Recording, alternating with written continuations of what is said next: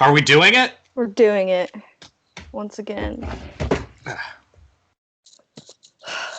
Okay. Woo!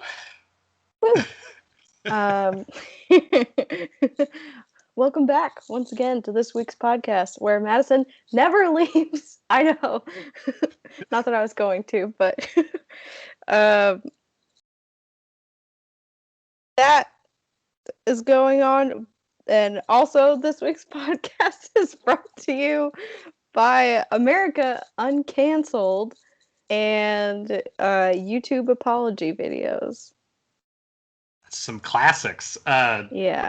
This week's podcast is also brought to you by Protecting the Right to Organize and Getting Loco. Yeah. Big week. I am your host, Madison. I'm your other host, Jesse James. Hey, congratulations on escaping Idaho. Thanks. Thank you. I am supposed to have moved from this location for about 3 weeks in a row, and it hasn't happened due to bad road conditions. So, hey, for people that don't know, sometimes the weather that is definitely not influenced by man or human actions, it just doesn't have any effect on the things we want to do in life. Yeah. Sometimes. But so, what brought you to being held hostage in this, I assume, smuggled in phone camera that you're recording from? Well, road closures and the schedules of the people assisting me in my move. Nice. So, yeah, but I should tentatively be in Boise by next weekend. Sometime. Side note, not this place, but the place I moved into a few years ago, almost all of my move was done via a borrowed bakery truck. So I'm no stranger to weird moves, but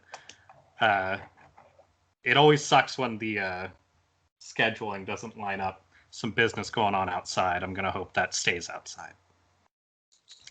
Anyway, we're in March now. So I think next podcast, or maybe the podcast after, will be our COVID-versary. So that'll be fun. Yay! Go team! We did it.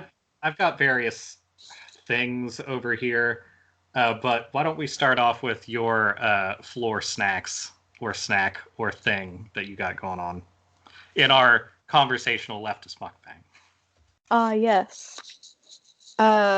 This is my floor snack, singular.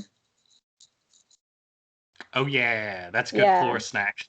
It's mostly gone because hey, that's what I've been up to. So sometimes you got to have a lot of snacks to get ready for like speaking.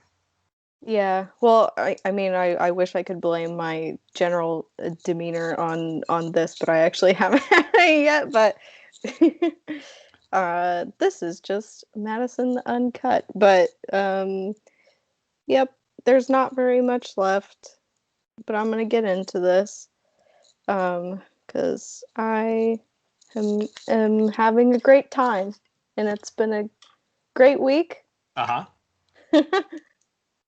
Well, it's darkest before the dawn or whatever. I do think having a 3-week overdue move will feel great once you do it, but I don't envy your current position. If I got to spend an unexpected extra week at my parents' house, any parent's house, I think I would be under a bed and much drunker by now. I mean, actually, the circumstances of the move are not even really. It is not really bothering me that much. It actually has worked out a little bit because there were some people that I hadn't been able to like see it all or say goodbye to. So that works out. But it's just wow. The a lot happened this week, I guess, just in the general everything. Yeah. Some bummerish stuff. Yeah. Oh,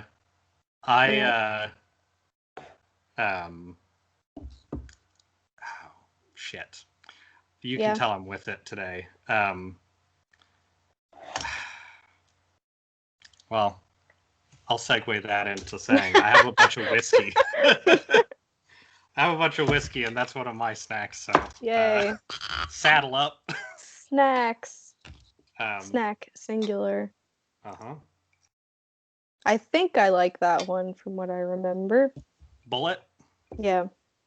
I think Bullet's generally a good, cheaper, but still good-tasting whiskey. Oh, hello. Because the lights don't work downstairs.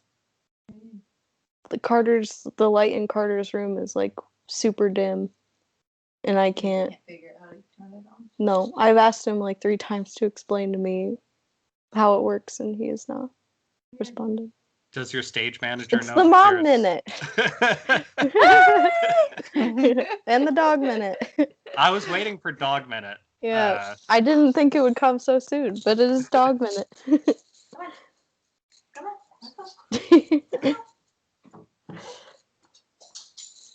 on.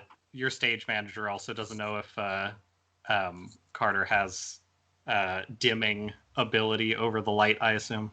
I think he does. I think he's been messing with it just to mess with me because I've noticed it go from bright to dim a couple of times, and I'm not doing anything. So I don't understand.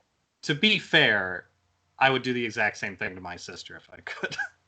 Yeah, it's understandable. I thought for a while that it was like that it would detect based on the amount of light how much light to give off, but no, because it just doesn't work during the day or not even at night sometimes. So I don't know. We'll never know. Well, hold on. I'm gonna warn everybody right now. I have a lot of tabs open on my phone. That's all. Good sign. And I've been getting a lot of people telling me, there's just there's not enough levity on the podcast. It's too much politics. So you've been getting that feedback? What? Yeah. So I just wanted to get to some really important political news real quick here. On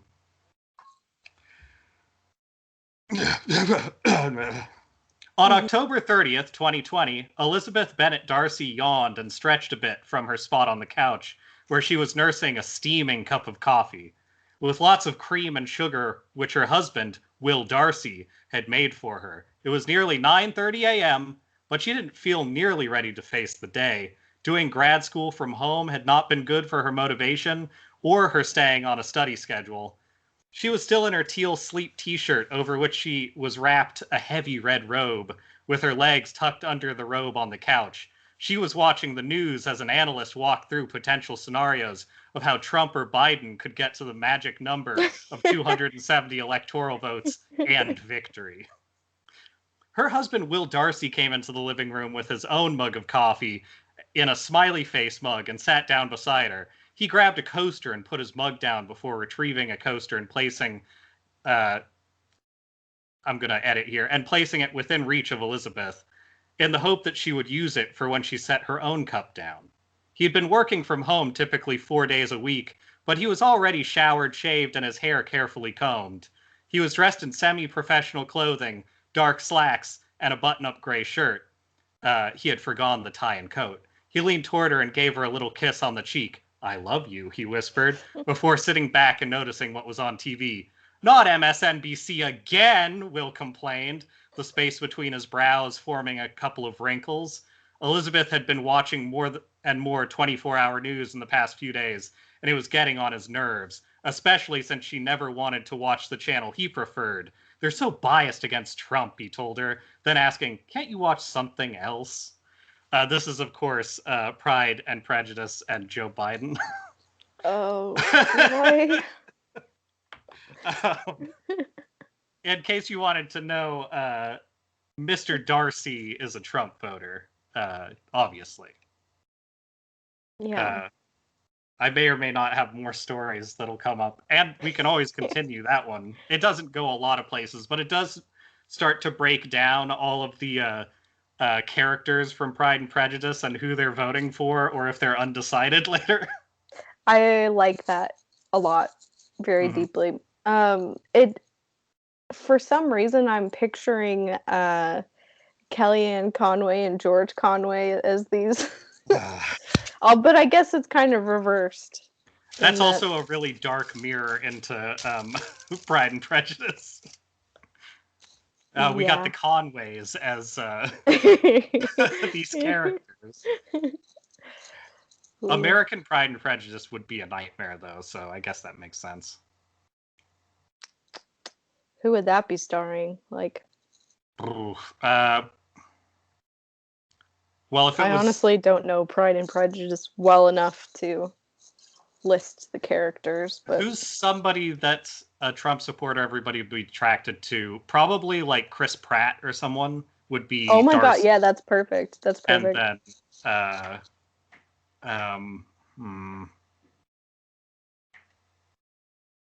who's throw like a Kanye West in there somewhere.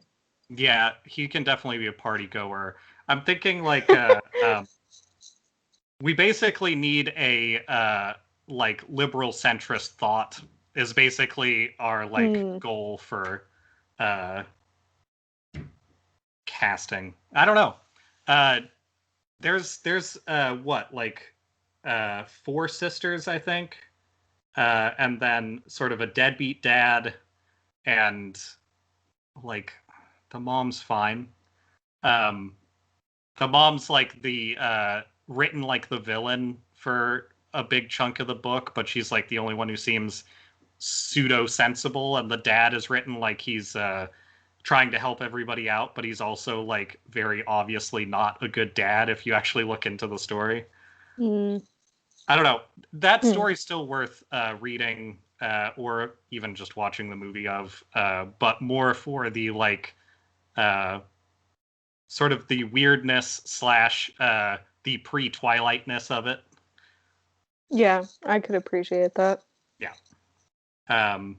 Also, I introduced we've had a larger chunk of time between this episode and the last one, like a week and a half or so, and in that time, I introduced, I think, a slightly high roommate to like the first episode of probably 4 animes. One of which being Beastars, the Netflix produced adaptation. And that's basically just furry Twilight anime. Okay. It's probably, honestly, more like sexually healthy in terms of its messaging than a Twilight. But it is essentially a bunch of, if you're unfamiliar, a bunch of carnivores and herbivores that live in the same society. So it's got that impact. It's just not hidden the same way. Yeah, I think I think I'd be interested in that. Although it doesn't take a whole lot to have a more healthy and nuanced look. Yeah, healthy and nuanced look at sex than Twilight does.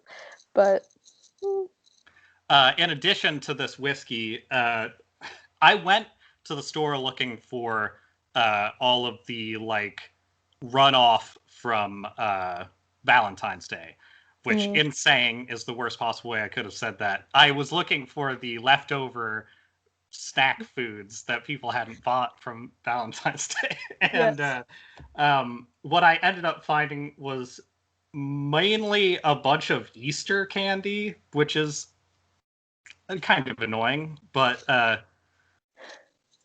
that's fine. This was that already. I mean, I went and got this stuff like literally right after we did the last podcast too. So like, I'm frustrated that they just went like, oh, Valentine's Day happened and it's the day after. I guess it's Easter now. Because that's, I guess, how marketing will always work. So I have a pile of snacks. But I also, so this morning, I don't know, the air was breathable for like 4 hours earlier. That was amazing. I opened the windows and let the house fill with breathable air. I've got a bunch of jeans in the freezer. I've got whiskey. Like, everything's going really well. So I thought I should probably bust into this whipped strawberry Rockstar to just make sure my day does not go as planned. You've had it too good for too long. I get nervous if things are going well, so so you ruin your own life with that. Hey, this is bad. Ooh, whipped strawberry doesn't... I mean, if you're gonna do something to a strawberry, I don't think you should whip it. Yeah, rarely whipping it is the answer. This tastes like a Taystation that's already been turned into piss.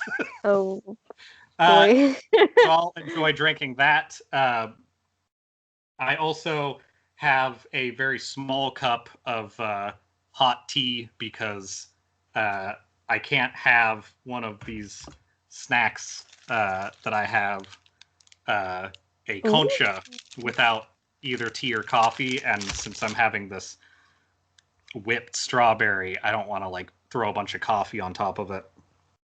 The other snacks I feel like I should introduce as things go on, just because they're dumb, but they're not like a showpiece necessarily. There'll be props later on. Yeah. Okay, yeah. One of them is sort of a nightmare, and the other ones are just sort of dumb. I like it. And I also want to take time up at the top so that people don't get tired of any of our political nonsense, talking about, I think, the actual one political thing people should be aware of, so that when it doesn't come to fruition yet, it can at least turn into like, my thought is like a net neutrality. Like, we need to keep talking about it because eventually it's going to have to happen. But the only way that's going to be the case is if everybody continues to talk about it. So, and that's my first topic, was protecting the right to organize, the PRO Act. That was introduced in 2019, I want to say. It's a, I mean, it's exactly what it says. It's bolstering the ability of unions and collective action to not be subject to unfair legal practices, essentially. I'm going to run down just at the top here, because I think the PRO Act, if nothing else, everybody, if you can, at least like tell people it exists, because I feel like, so a lot of the articles that are up about this are from early February. I didn't hear about this until like a day or so ago, and it's existed for like a year and a half. So it's definitely one of those things that like enough people are concerned about it to where it kind of disappears. Yeah. Really similar to carbon taxes in like Seattle. Nobody knew carbon taxes existed beyond a certain group of people until Tim Eyman in Seattle, our local absolute piece of shit, started putting up like basically flooding every app you could get to with like his personal political opinion campaign of how it would destroy our entire economy if people started actually being careful about how they produce carbon. And then it didn't pass, even though it absolutely has no reason not to. I think we're one of a handful of states that have done that. Also, while I'm thinking of states, I just thought I'd say that that map of like where cases of COVID are getting slightly better, really noticeable, both Texas and Idaho being bright red on that map. So watch out, I guess is what I'm saying. Oh boy. Oh, and to top it off, Texas like suspended their mask order today, I guess, and like said that restaurants can be at 100% capacity, or just businesses in general, or something like that. Seems like a good idea. What a bunch of absolute garbage bags and fucking. Yeah, that's I'm glad my I general. have whiskey, but I'm upset that I need whiskey. They're really like if the lack of power doesn't kill you, if you don't freeze to death, we'll COVID you to death. Hey, don't worry. One of these things will get you. We need a lot of people to have access to like community tents and buildings to like stay warm. So we're just gonna get that mask order right out of here. You guys come on in, breathe on your hands, breathe on each other's faces, whatever you need to like keep the moisture Rub and it all together. just a flowing. Anyway, I have some other did that too. Very backwards things that are happening lately that I want to mention, but I want to get through this first. There's a lot of garbage. Anyway, so this is one of the more recent breakdowns that is on the positive end, talking about the Protecting the Right to Organize Act. It's from the Economic Policy Institute. You can go to epi.org and look this up. Even this is from February 9th. I really fell over the word February there, but don't worry about it. All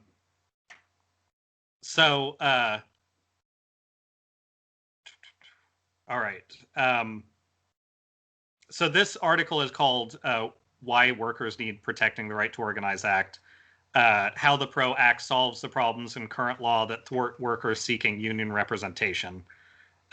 So right away, you can probably imagine not an employer-friendly thing. Like most people who have businesses that are large enough to be exploiting a large amount of people are not going to be in favor of this, which is why I assume there's no chance it'll pass. But the fact that it is getting reintroduced, if I wanted to talk about a pro-Biden malarkey minute, he has endorsed this.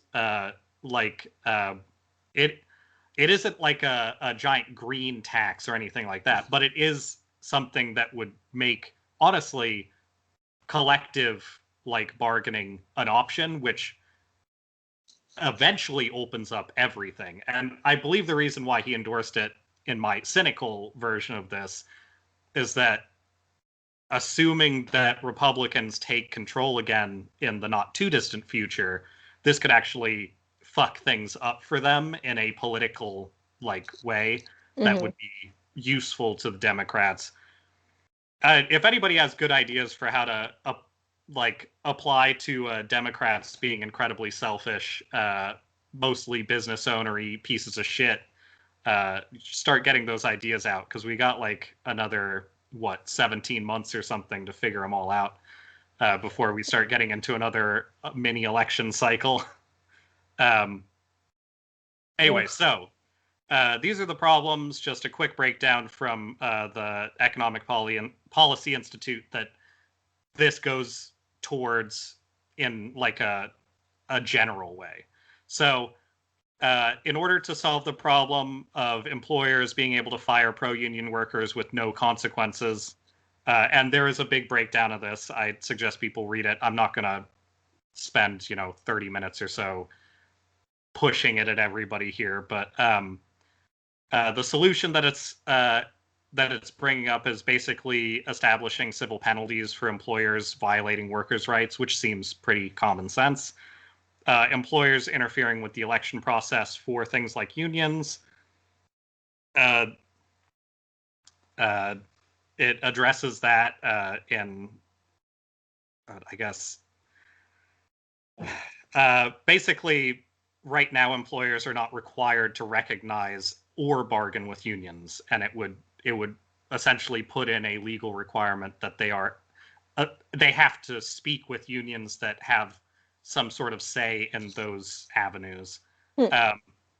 Employers are able currently to stall the election of basically anything that's in like a business sense in order to buy time and campaign against unions.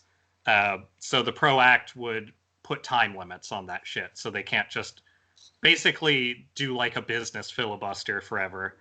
And actually, that is worth noting. So the one thing that is more important than this in the short term is the thing that people really need to start pushing for. And like, I would say this is a call your congressperson thing, but I would say the one thing that trumps this is the filibuster. We need to get rid of that, because all the people I've seen that have talked about this as like a thing that needs to happen recognize that the filibuster is why it won't yet. And so that is like the first thing that people need to really rally against. I'm hoping that when summer comes up and we're able to like organize a little better and like push for things, I hope that's the next push, along with more police liability. But we'll see. Also, right now, communications are controlled by employers, so they can kind of push anti-union messages. When you consider places that need unions the most, it's a lot of like newer, like younger employees and stuff like that. So that can be really effective in convincing people. Like, say, a lot of people in their 50s and 60s I've talked to that got this done to them, of like, wow, unions are super evil and I hate them forever. And that you may as well be going to non-union church at that point. Like, yeah. Anyway, so the solution for that they're trying to find with this PRO Act is banning captive audience meetings, essentially making it illegal for employers to like force people into having like secret counsel, like saying like, well, we're just gonna keep this under like provisions of the company and teach you to be like we want you to be. They're not allowing them to like secretly do that shit. That sounds like a lot of the stuff that they did. I can't remember the name of the legislation or proposition or whatever it was, but the one in California with Uber and all those guys. It's a lot of the stuff they did that unfortunately does some of the opposite shit down there. It's addressing employers being able to stall out collective bargaining agreements, which similarly to stalling votes, it just it establishes official mediation so that when those things stall, there is a path to make them happen and actually like work through that stuff. So along with that, probably not super visible, they have a very extensive bibliography on like where you can find more information. They do a good job of breaking the stuff down. It is pretty common sense stuff if you give a shit about workers. The other side of this that I would like to talk about is if you go through the internet and just kind of look to see who's talking about this, most of the recent things are private firms and stuff like that telling people how evil it is. And I find it really telling. I would actually kind of suggest people read this stuff too. The things that they are saying are all good things said with a negative tone. So they actually made very concise lists of like why you should be voting for this. Like this list from some asshole being a large, rich firm, says, here's the significant provisions of the PRO Act. Legislatively codify the Obama board decisions and Browning-Ferris, which relaxes the joint employer rule. Specialty healthcare, which made it easier for unions to establish bargaining units and micro units, and purple communications, which allows the use of workplace email for organizing purposes. That's their first big negative, which is like, so a bunch of workers' protections and allowing people to speak to each other. Next point, reverses the Supreme Court's decision in Epic Systems versus Lewis. The decision held that agreements mandating individual arbitration are enforceable, which is hard to parse if you don't know what that means, but essentially it is saying you can't force your employees to do non-legal proceedings instead of going to court to figure out due process. So like, let's say you get injured on the job and there's a clause in your contract that says we'll have this arbitration, then you can just get shoved in a room and they can say like, well, we're based on your contract, we're either going to not give you anything, or you can proceed with this legal thing and we're just going to like plead out at a minimum and you're going to be unemployed and fired and all this stuff. Essentially, their negative is that they won't be able to do that at companies anymore. You'll actually have to go through a legal process. Their reason for that is that it'll cost companies money, which of course it will. It'll prohibit mandatory arbitration agreements in employment contracts, which is the same thing. It won't let you put that into contracts. It'll require interest arbitration if the union and employer cannot agree on a collective bargaining agreement, which again, it means you can't just sit and say like, well, we don't agree, so we can't move forward. It'll codify California's ABC test, which imposes stricter requirements for employers to classify a worker as an independent contractor versus an employee, which essentially, that's what you're talking about. Yeah. That just says you can't start calling people employees and gain that kind of like resource from them if you're not treating them and giving them the things required to employees. So like, it'll codify ambush election rules. All of these have scare quotes and links on them, which shortens the amount of time between filing for a petition for election and the actual election. Again, it doesn't let you just sit on stuff. It'll codify the 2016 Persuader Regulation, which requires labor attorneys and firms to disclose significant facts about their relationships with employers. Why is that a negative? It'll ban right-to-work laws. They don't use smear quotes on right-to-work laws because they agree with them. But right-to-work laws are the laws that specifically fuck people over and like don't allow them to do certain things unless they either are or are not part of a union. You no longer have a choice.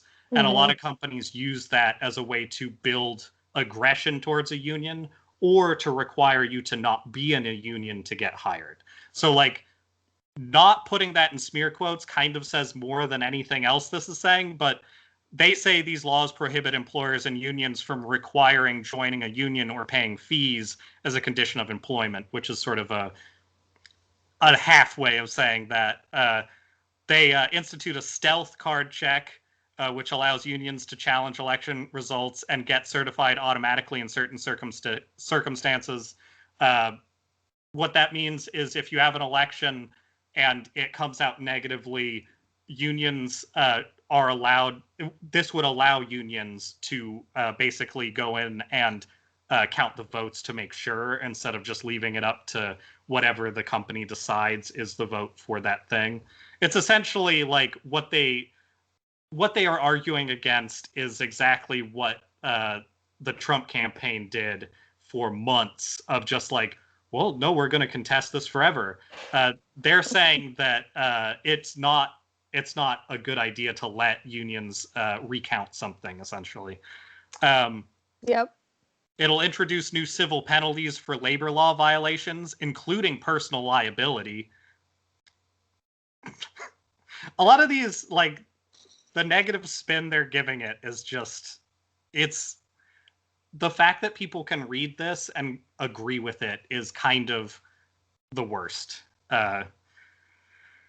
It'll ban employers from permanently replacing strikers.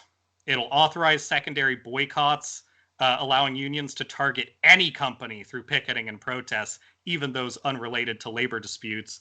Which, if you listen to The Dollop, they literally just did an episode about this exact thing, in which meat distribution laws were entirely like upended in, I want to say, New York, and it was due to people just saying like, we're not going to buy meat from these places that are trying to establish like a predatory like conglomerate, and we're going to strike in front of all of these places that sell meat until they change it. And it ended up like people got beat by the police for weeks, essentially. And it was a giant problem. And like, I think a handful of people died. And I have never heard about this before. I know, look up the meat riots. And that's the thing, is this is saying we shouldn't allow people to do that. It's literally one of the like actual examples of, much in the same way that Seattle had a general strike that worked, and it's one of the only places that did it in the US, and people are like, what? There have been other things like that, and we just don't talk about them because people like this that are already rich and want to support their shitty clients, they're going to talk to people like it's a fucking ghost story. The last one, just so I have their list of negatives, is it'll codify the NLRB's notice posting requirement, which requires employers to post a notice informing employees of their rights under the NLRA. So don't tell people their rights. Don't let them have any sort of legal representation. Don't let them talk to each other at work. Don't allow hiring of people if they're in a union already. All that shit is what they're saying. We can't do that. And this is one of like 3 similar law firm places that I found that are just like, this is terrible.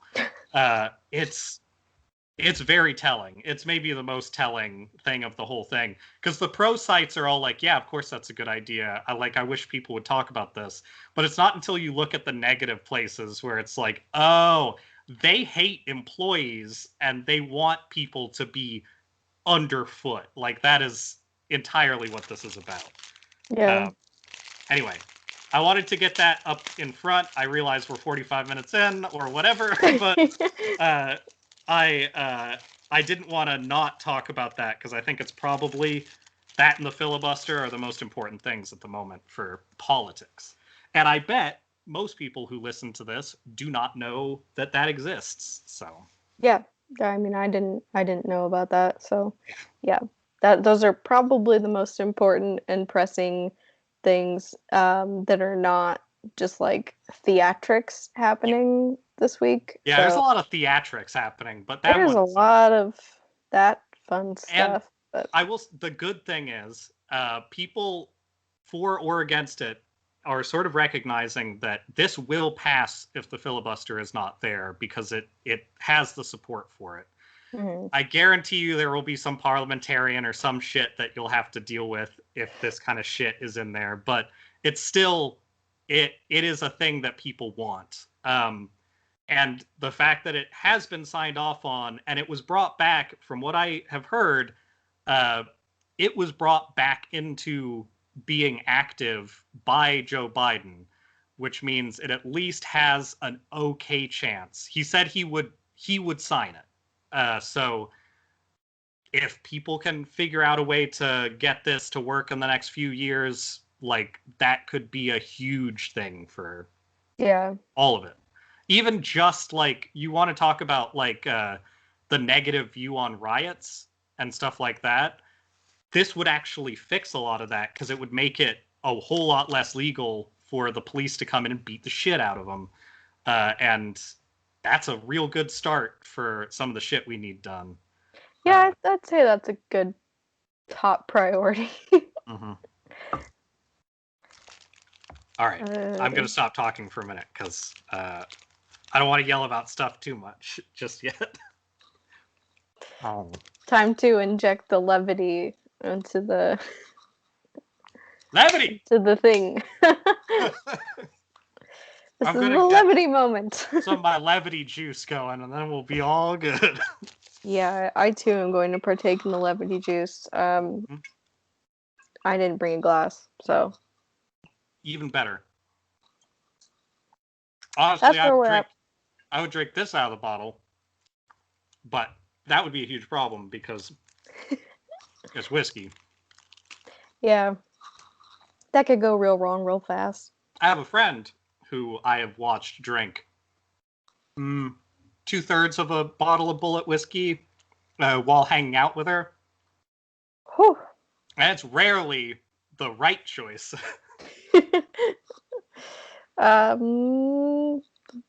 Yeah, I'd say that's a choice. I don't.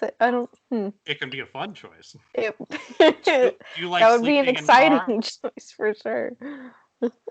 If you love sleeping in cars, go for it. Oh, yeah.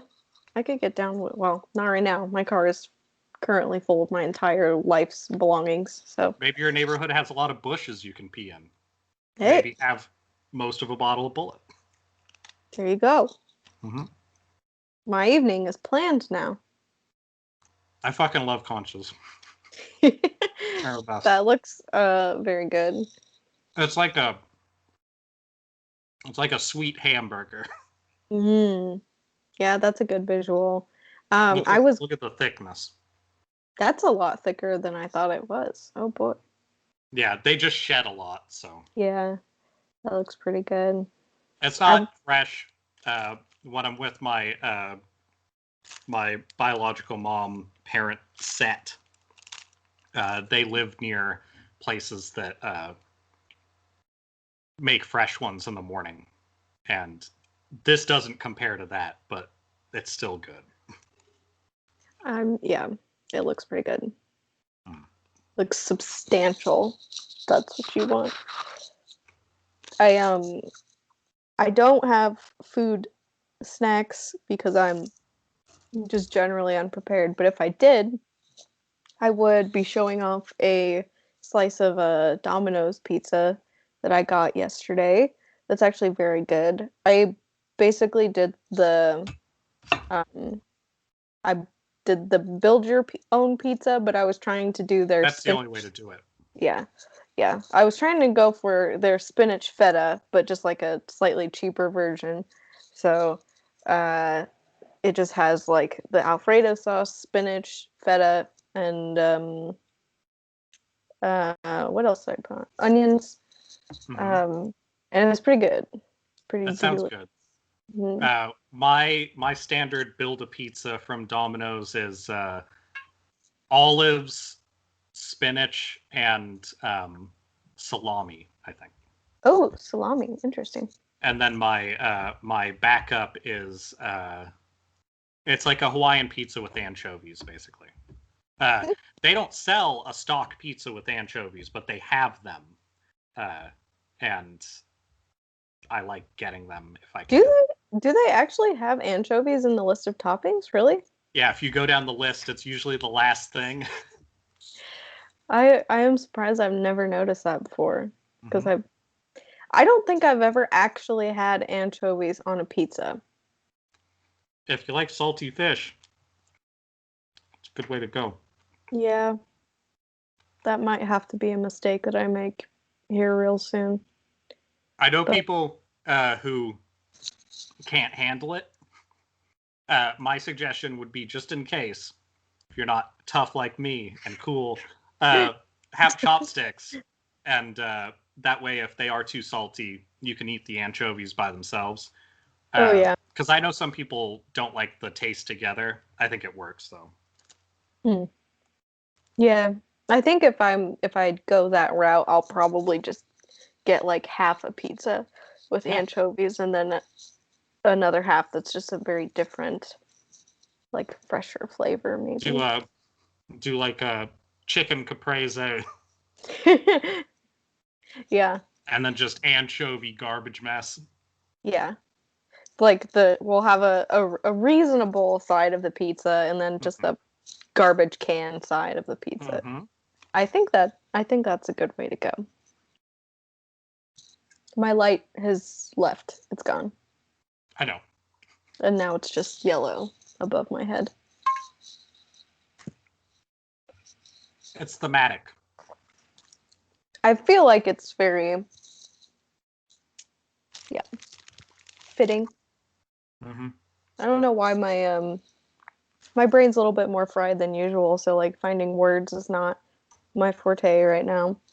But It's been that kind of week, I think. this will help, I'm sure. Yep.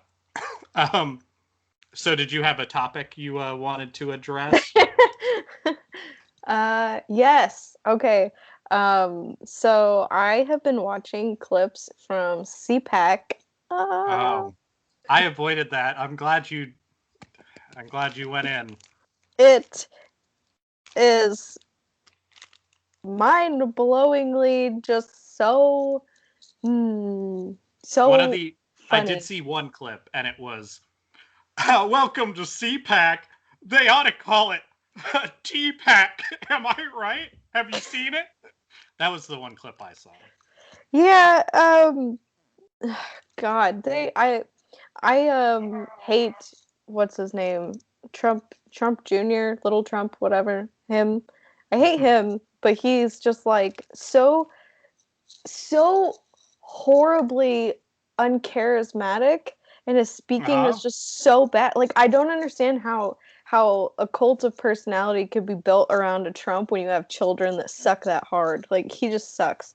He's terrible. He all of the jokes he tried to tell were just shitty, and they they devoted so much time of that conference to this whole stupid Mr. Potato Head thing. Like they just have you heard about this at all? Please tell me about Mr. Potato Head thing. Yay!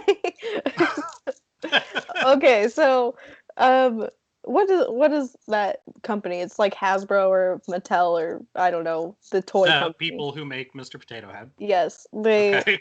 they recently came out and they were like, to be more inclusive, we're just gonna make it Potato Head now.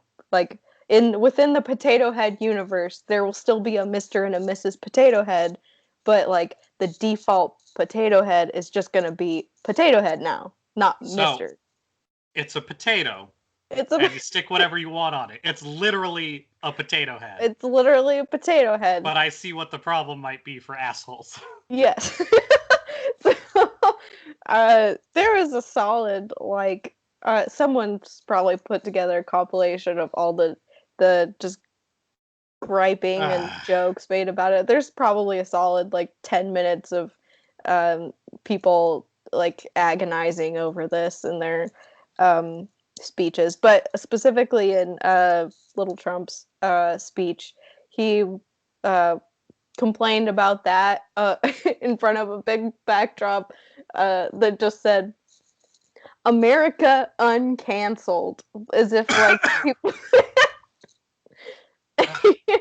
like uh there is a real fascination um Uncanceled? uncanceled. There's a real fascination with like the whole cancel culture thing and canceling cancel culture, and God, I could not be more tired of this conversation about cancel culture. There is no group of people that traffics more in cancel culture than fucking conservatives. No. But I just liked the banner that said America uncanceled. Who's canceling America? I don't know, Explain. but I want to start a chain called Hamburgers Uncanceled. This uh is the dumbest shit. I can't believe that the fucking T-Pack joke is like the creme de la creme of what happened based on what you're saying, because this sounds like a mess. I imagine there was a lot of Trump talking at this thing, I because I actually have definitely saw not seen. pictures. Yeah, I they he did talk, but I actually have not seen any of Okay. his speeches. I don't care about those in particular.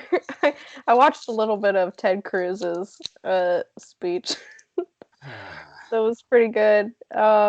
Wait, this is post him getting caught going to Cancun. Yeah.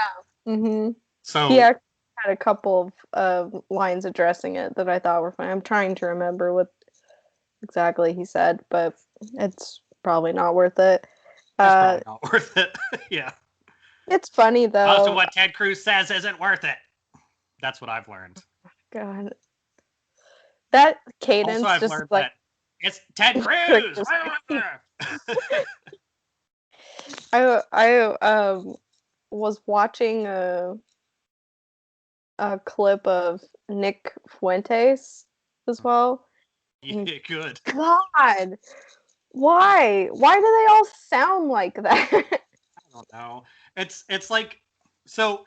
The one thing I will say that I really love about the conservatives is that they make my voice sound manly and cool, and I enjoy that a lot because, as it turns out, a lot of them are just like that's their vocal tone. Actually, yes. Like, I don't know why, but Nick Fuentes in particular really bothers me because he really just sounds like he's trying to channel Ben Shapiro and Yeah, just and being. Ben Shapiro already sounds terrible. He's just as shrill as possible. I hate it. But there was a couple of really good one-liners from Nick Fuentes's speech. I think you're gonna Like have to qualify good one-liners, but well, so one of them was uh white people won't be bullied anymore. That was a good one. What was the other one that was like there were a few that were just real mask off and I was like, "Oh boy, that's just I wish I wrote these down, but I this was a couple of days ago now, so I don't remember exactly what they were." you know But who the big bullies are is the minorities in our country. They're yeah. such big bullies. I've seen the videos online. They all gang up on our women. Bullies. Oh my god. I yeah. I kind Being of all wish cool and sexy, those bullies. yeah, the cool and sexy bullies. I really wish that companies would stop giving people ammunition for this kind of grievance. Like, did you hear about the whole Coca-Cola thing where it wasn't even like um a course that Coca-Cola was like having taught to their employees. It was just like through the Coca-Cola LinkedIn page, they could access some course where this lady was teaching like anti-racism practices or something. And she had Okay. a slide that was like, it was just a slide with the words, try to be less white. And people were like freaking out about that for like 2 days because that's racist. And I honestly try to be less white sounds fantastic, but of course people are gonna be like yeah, that. losing their minds over it. And I don't know. God, I wish there were less stupid things like that happening that just weakens the entire argument for just being a normal fucking human being. I wish we could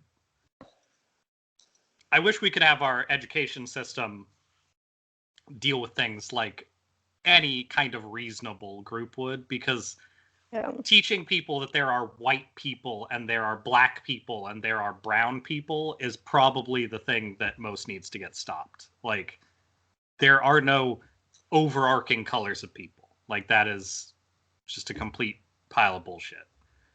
And white is definitely like long-term code for whiteness, and I think that that does need to be lessened. But I think maybe the least like valid people to be saying that are Coca-Cola. I hadn't heard Yeah. that they did that, but that's pretty fucking ridiculous. Well, and it wasn't even Coca-Cola themselves. Like I said, it was just a course that was available through like some LinkedIn bullshit that they were putting out. Sure. So it was like not specifically vetted, I guess, really by anyone there. But God, and I think the curriculum, like the line "try to be less white" had actually been altered or changed from what the original curriculum was. Like Mm-hmm. somebody had changed the slide to that. And I don't disagree with the sentiment, obviously, but God, I wish people would stop just, I don't know. Also trying to, I guess, completely ignore the fact that Try to Be Less Black has been white people's advice to black people for hundreds of years when it comes to like rising up in society and ignoring the fact that people who consider themselves white are the reason why they can't. I don't know, all that shit is backwards. Like, should people try to be less white? Yeah. Yeah. Yeah. Is the best way to help white people understand that they should try to be less white to tell them that they should try to be less white? Probably not. No, absolutely not. I've especially met because some of white people. a few. That's not going to work on most of them, unfortunately.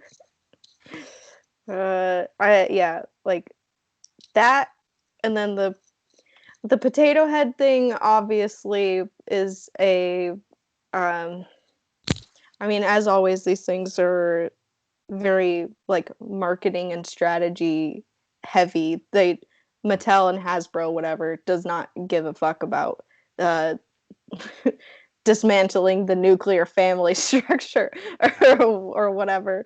But they're not trying to break down the barriers of gender. They're just yeah. They're just taking a word off their product. It's like when people said, maybe this Aunt Jemima stuff doesn't need a black mammy on it. And people got pissed about that too. But like, that's I mean, honestly, that's just smart marketing. If you're a capitalist, you should love that. Yeah. But unfortunately, capitalists are usually also racist, whether they think they are or not. So it's a huge problem. Yeah, it's a little give and take on that. I can't believe these bullies are pushing us around. Oh no, these bullies have forced us to remove the mister from our potato head. No! Potato head has been ruined forever. Next, they'll have a pedophile meal at McDonald's. That's like where that kind of stupid logic goes. Yeah, God. But the amount of CPAC that was devoted to crying about Mr. Potato Head was pretty good. Well, that sounds like a nightmare. I wonder why your week is weird if you've been dealing with inclement weather and fucking CPAC. Yeah. I have to cope somehow with that's fair. What's happening, and watching CPAC drunk is like one way to do it. I would say neither of us are healthy people when it comes to a lot of the things we do. So what do you mean? I'm going to go ahead and just say that, like, I'm going to go ahead and say that, like, this is to be expected, but still. I think so. So, did you hear about... So, this is around the time of our last podcast. It's on my notes, so apparently we didn't talk about it. What would your response be if somebody said, hey, Miss President, how are we going to address having actual,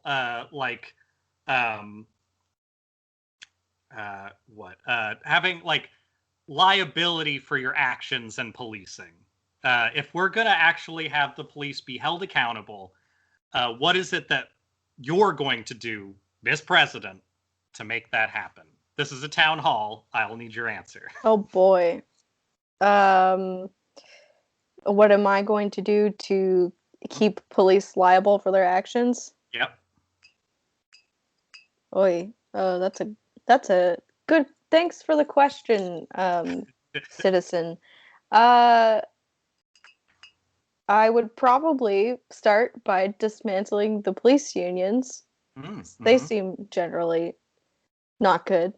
Mr. President, some people would say they're not real unions. Oh, well. But I agree with you. Okay. I'm a good reporter. I like to encourage and discourage things when I talk about them. You got to be thorough. I respect you're doing your job. Uh, beyond that,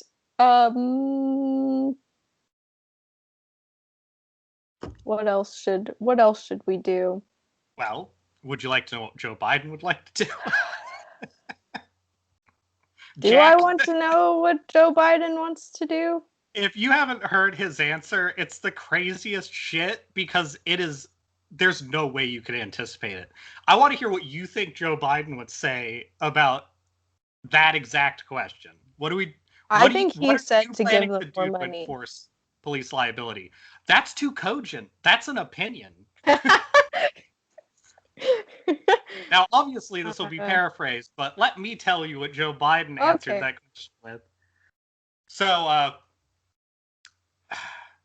I watched the Super Bowl, and I don't know. This is like a Biden-Obama. I don't have an impression for this. I watched the Super Bowl, Jack. He wasn't that violent about it. Well, the thing I really, it's the ad agencies. I really noticed the ads, the Super Bowl commercials, and that's where America's going. You watch the Super Bowl and you see all these biracial couples. You see every commercial, it's a biracial couple on the Super Bowl. And that's where America's headed, Jack. That's his answer.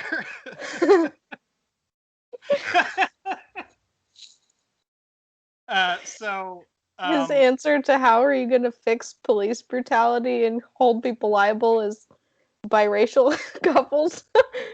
He saw a lot of biracial couples in Super Bowl commercials. We got it. We got it, everybody. That was his answer. He did not elaborate. There was no and this applies to, it was... Oh my god. Wait, did we not just get done railing on Trump for 4 years because he would basically just watch TV and regurgitate what he saw? This feels very similar to that. I don't know how you would think that. Let me see if I can find a clip. Yeah, I want to see this. God. Biracial specifically. Biracial couples. Yeah, exactly. That is the Super Bowl and he's like, that's when you... Okay. God. I hope this has the actual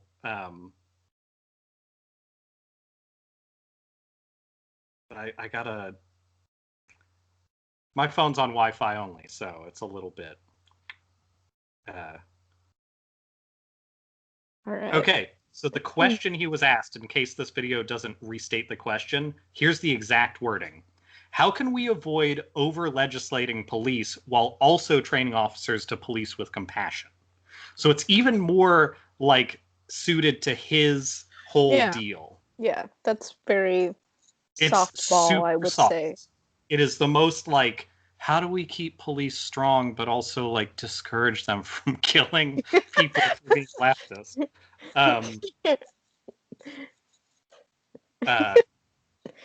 So I have not watched this version of the clip. Let's make sure the sound is on. The audio's enough. It's real weird. And racial disparities. And I'm going to say something's going to get me in trouble, which I couldn't go through a whole show without doing that. Oh my God. If you want to know where the American public is, look at the money being spent on advertising. Did you ever 5 years ago think every second or third ad out of 5 or 6 you'd turn on would be biracial couples? No, I'm not. What? So hopeful is this new generation. They're not like us. They're thinking differently. They're more open. And we got to take advantage of it. I want you to... Oh, good answer, Mr. President.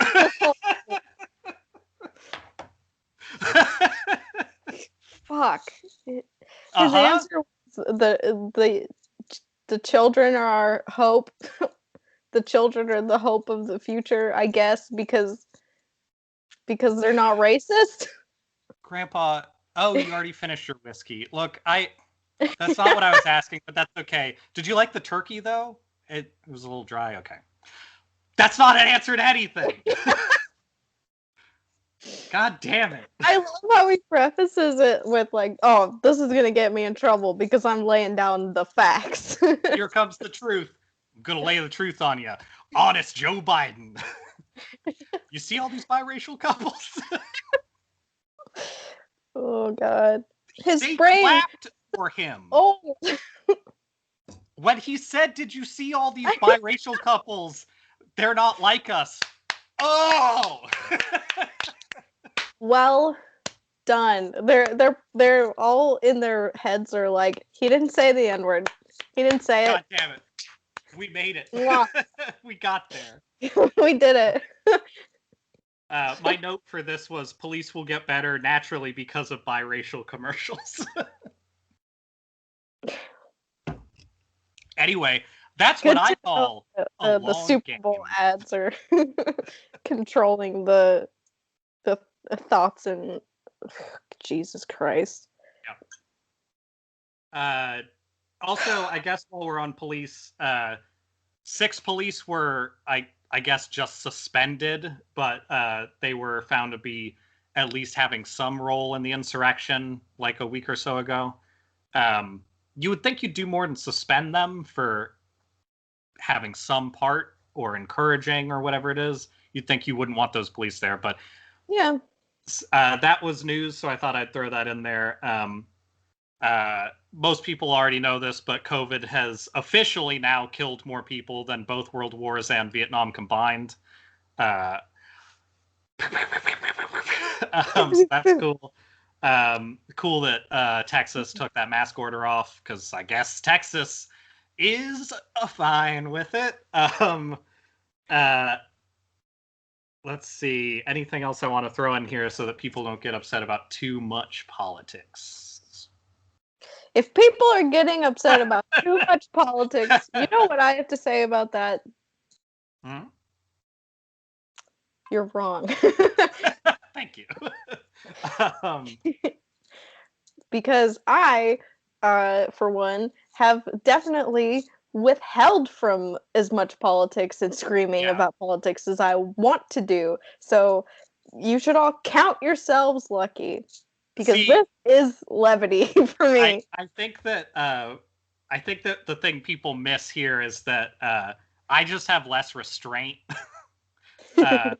and neither of us are really going at this big because we want to have fun, and that's really where we're at. I like to do this instead of talking about politics seriously, because that turns into... I had a political discussion the other night that went on for way too long, and I usually have to do that in order to trim down what I want to talk about anyway. I am going to talk about some Chicago politics, though. Okay. Proceed. Okay. But first, you know Peeps? I do know Peeps. So these Peeps are brown, you might notice. That's turds in a box. That's turds in a box. What do you mean? Changed my mind. That's turds in a box. That's interesting, turds in a box. That's because these Peeps is root beer floats. Oh my god. So when I got this box, I was like, okay, there's only 6 in here. I can see through the little window. That's fantastic. That's more than enough. I will give 2 to 2 other people and I will be good. I was wrong. There were fucking 10 in here. And I gave 3 away to Nick. And I was like, please eat these. I don't want these. I knew I couldn't give 5 because nobody's going to take 5 Peeps and be like, yeah, I'll eat these 5 Peeps. Let me put them in the garbage. So we both ate 3 and now there's 4 left, and I can't fucking do that, but I will eat 1 more. And then when I have next time I'm drunk, I'll probably be like, I got Peeps over there. I don't know. Brown Peeps. These, aside from being dookie, are this is the most shit looking snack I've ever. Look at the nose. It's just hey. If it weren't for this, you would never know. And having like the weird edible glitter sugar shit on it just makes it look sort of like moist, glistening. It looks moist. They're not good. Okay, yeah. They do have a flavor of roughly root beer float in a way. I wouldn't suggest buying these. I feel tricked in how many there are. I Peeps, would also feel tricked. Whether you've eaten them or not, it stands to be reminded. Peeps have never been good, ever. No, they're great. They're great as like a prank to play on someone. Like, here, I got you Peeps. Peeps are one of the best stalking pranks you can play on family. Yeah. You'd be they're good for that. I found these Santa Claus Peeps. They're like double the size of regular Peeps. Here you go. Fuck you. It's a Christmas gift. You have to eat it. Like, that's what they're for. Anyway, we have a couple snacks left. I'll hold on to those for later. Oh boy, root beer Peeps. That's not even. I guess they're doing Easter things now, so that's why that's happening. But yeah, I love a big frosty glass of root beer on Easter every year. I like to drink beer that's just real sugary and doesn't have the effects I want. That's what I'm looking for. Yeah. Yeah. That's what I look for in my drinks. It's just disappointment. Root beer is a disappointing soda. But I would actually wager that most sodas are kind of disappointing. And having a Peep flavored like any of them sucks. If I could find a Peep that tasted like sweet lightning Mountain Dew, I would try it. But I'd probably feel about the same once I got through some of them. Yeah. Actually, I want that to happen. That's the only one I want to happen. Yeah. Contact me, Peeps, when you have made a Baja Blast Peep, and I will be interested. Give me a Baja Blast Peep. Let me order it from Taco Bell. I just like throw it in that crunch wrap. Just like throw it in there. Oh, just middle of a crunch wrap. Just glorp. That would be the worst. Would you like sour cream or sour cream Peeps? Oh no. More on that later. Anyway. No. Do you have another topic? I do have one more topic. So we've talked in the past about my deep interest in YouTube drama. Yes, I'm aware. Shenanigans. You like YouTube soap operas? I do. I do enjoy it. They're always ridiculous. They're always interesting and fun. My one aspect of the YouTube drama thing that I particularly enjoy is the YouTube apology video. Yeah. People have made just like playlists of apology videos, and I love that shit. And it's so fun. You need to send me one of these because I will for some reason I've avoided apology videos the same way I have avoided I Love New York, because it was like I've seen Flavor of Love. I know that that's ridiculous. I don't know if I can watch a show about just this person who he gave a nickname to from his show, and that's what this sounds like on the outside. A little bit. I am interested though if it's endorsed. Yeah, I would endorse it. It's if anything, it's a fun little study in like psychology and marketing and how all that disgusting mess melds together. There are some specific real good ones that I can send you. But Yeah. the reason I'm thinking about this week is because Chris D'Elia, the comedian who got hashtag canceled for doing some shady shit with teenagers. Explain? I don't think I heard details on this. I just heard the name So thrown around.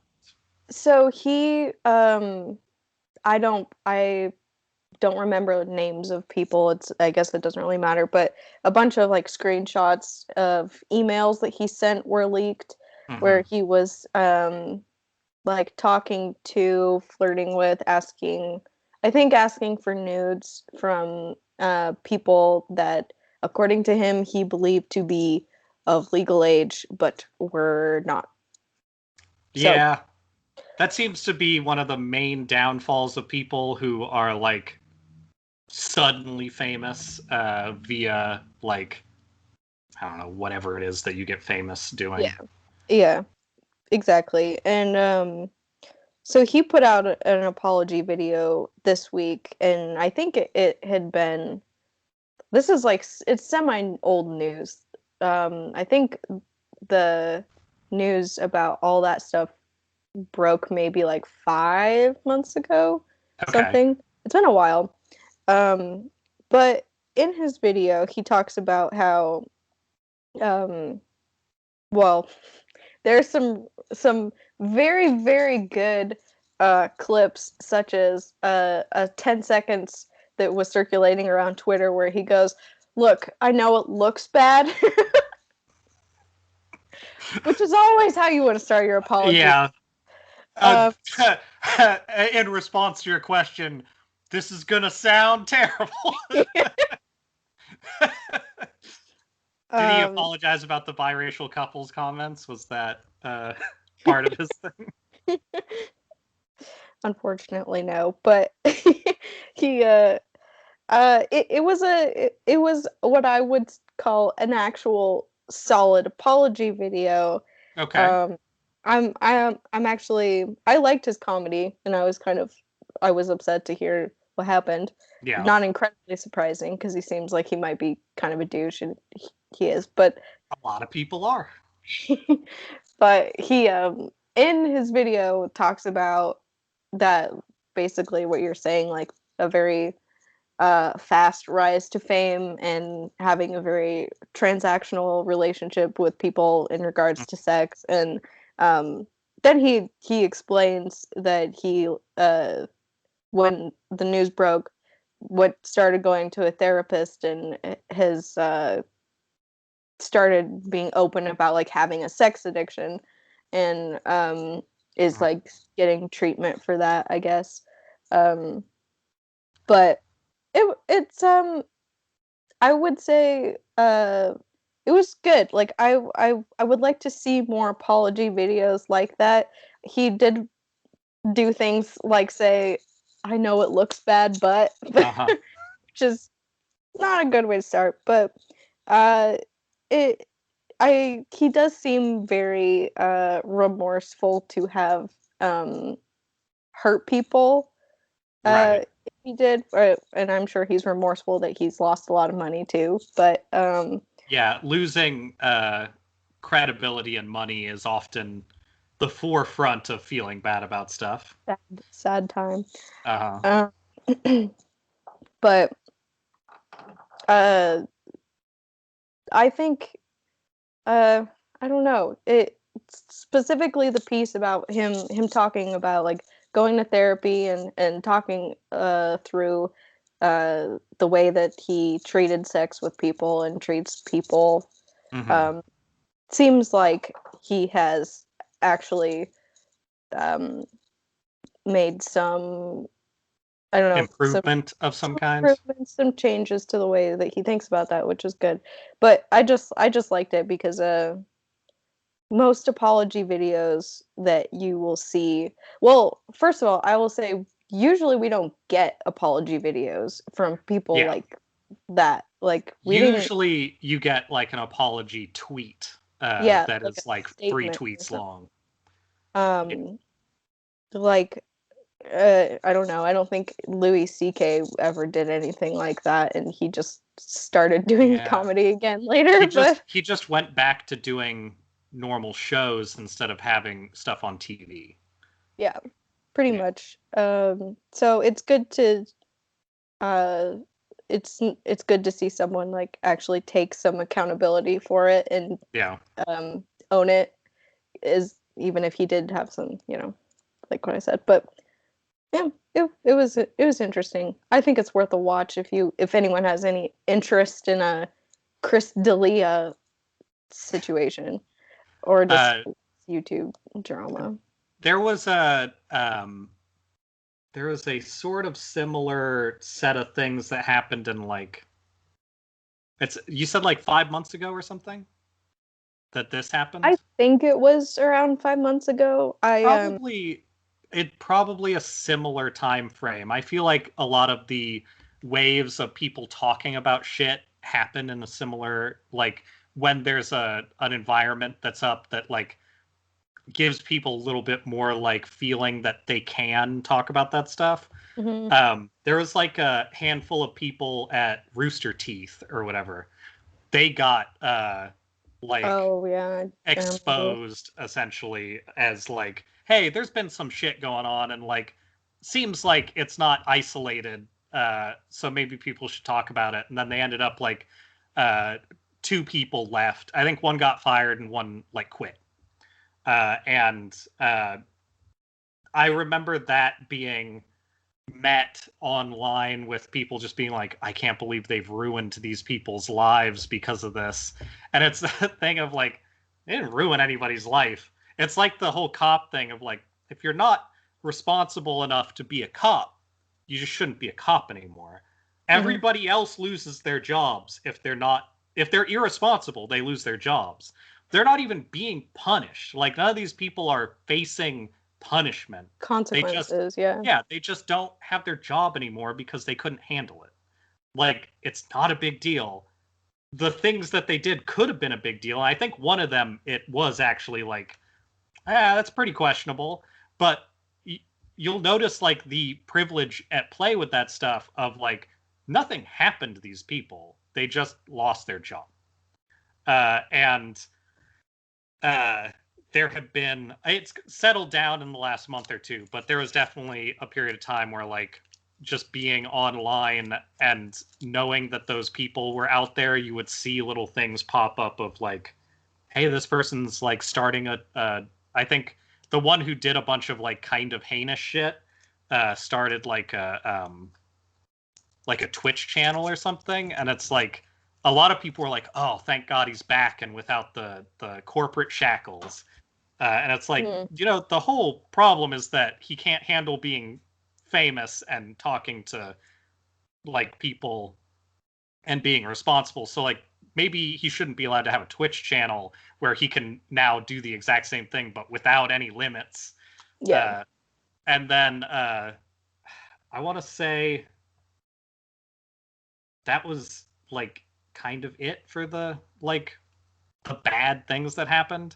I don't know. For me personally, and I think I might have mentioned this around the time that stuff happened, and it sounds like this is in that like set of like people who are sort of like in that round of we should talk about these people.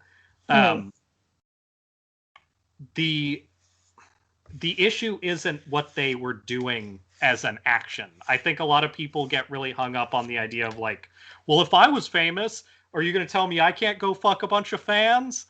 And it's like, that doesn't really matter. And honestly, the weird, like puritanical thing of like, I can't believe they cheated on their wives is like, who gives a shit? Like, that's also not something I care about. It's when they aren't responsible enough to not be predatory, whether it's on purpose or not, that's what people are concerned about. And like, the correct action is to just pull back from it and get help, because you clearly can't deal with it. Much in the same way that if you can't handle not being predatory in any position, you shouldn't have that position.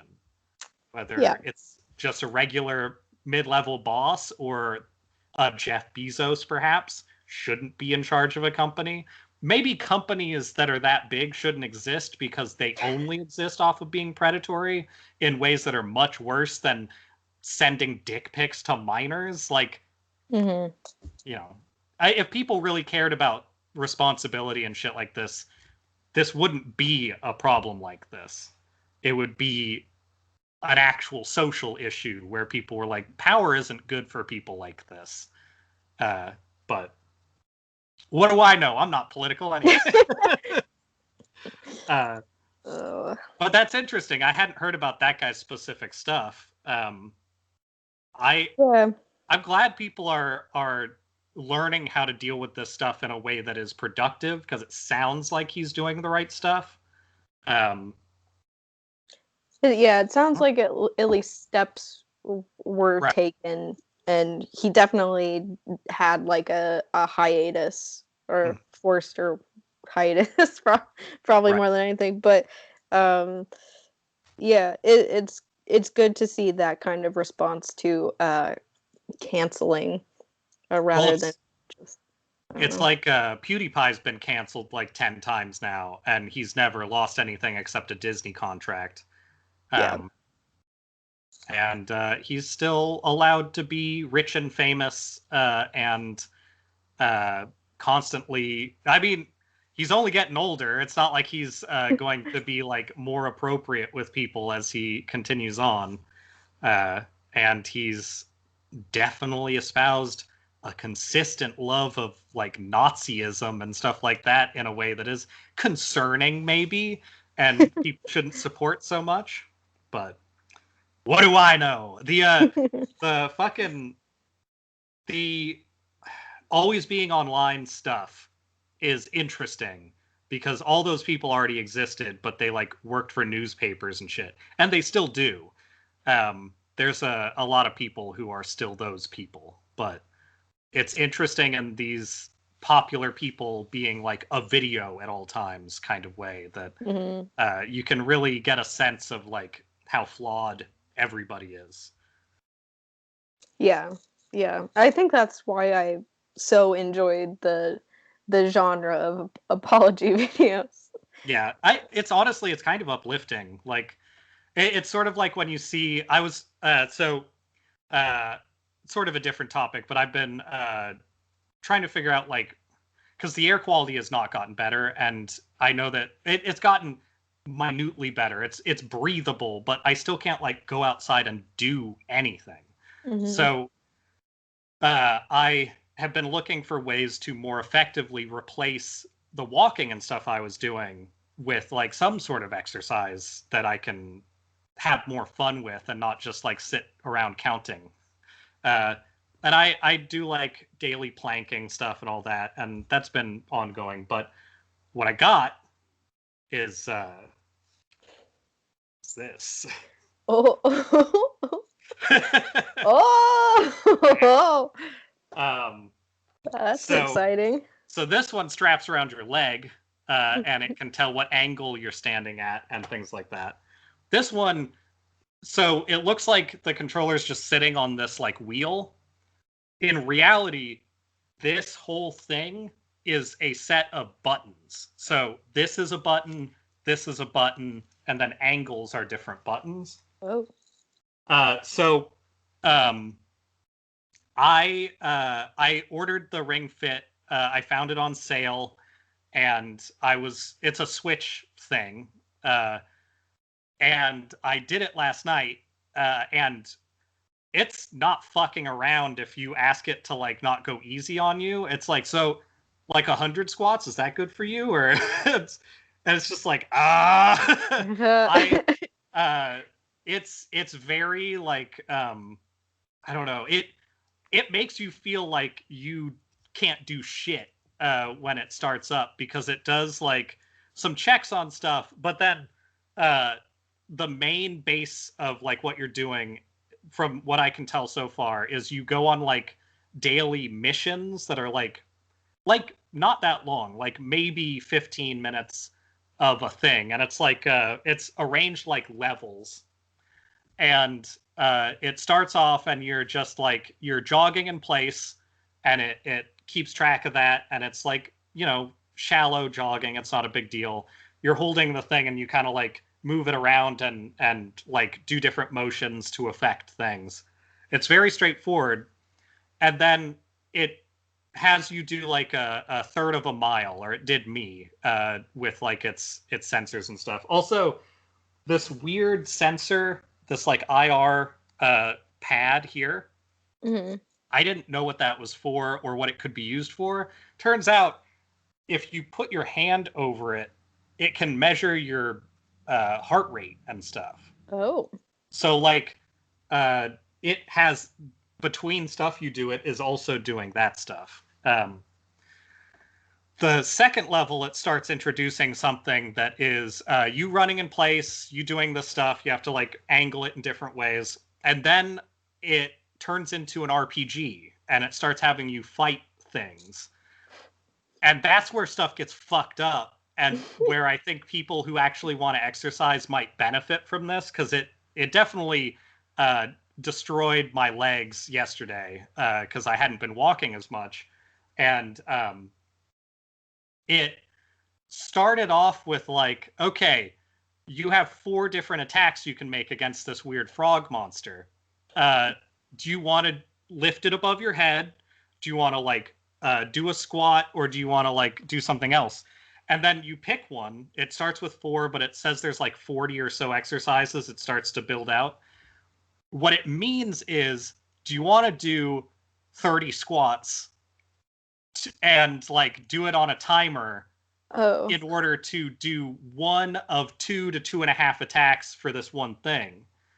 So in order to beat this one creature that I met up with, I had to do, I think for the first one, I had to do like 25 squats. I had to do some reclining like full leg lifts. I had to do like 30 of those, and then I had to do I essentially like squats with having everything elevated and doing like a resistance exercise. When I finished the first one of those, I was like, that seemed like a lot for one thing. And then I ran for like another 1/10 of a mile and got to another one. And it was like, all right, same thing. God. And it very quickly turned into like, all right, I'm going to take a second and drink some water and like not just run to the next thing. And then I ended up having to like, I beat the intro and the first 2 levels, and then it has an option to like switch to the cooldown. So I did that. The whole thing took me like 20 minutes, but this is its first level.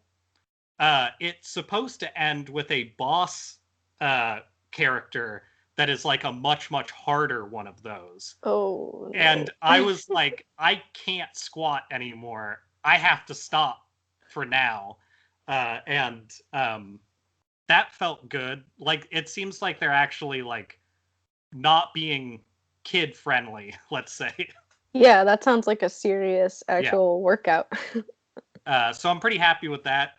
It was also it's older, so you can get it for very cheap. If you end up getting a Switch in the future, I would suggest getting that because it's actually pretty fun. But that's my my alternative workout segment. Also, like the amount of resistance it has is considerable. Like it's not a toy. Like this is definitely worth fucking with. Huh. That's pretty cool.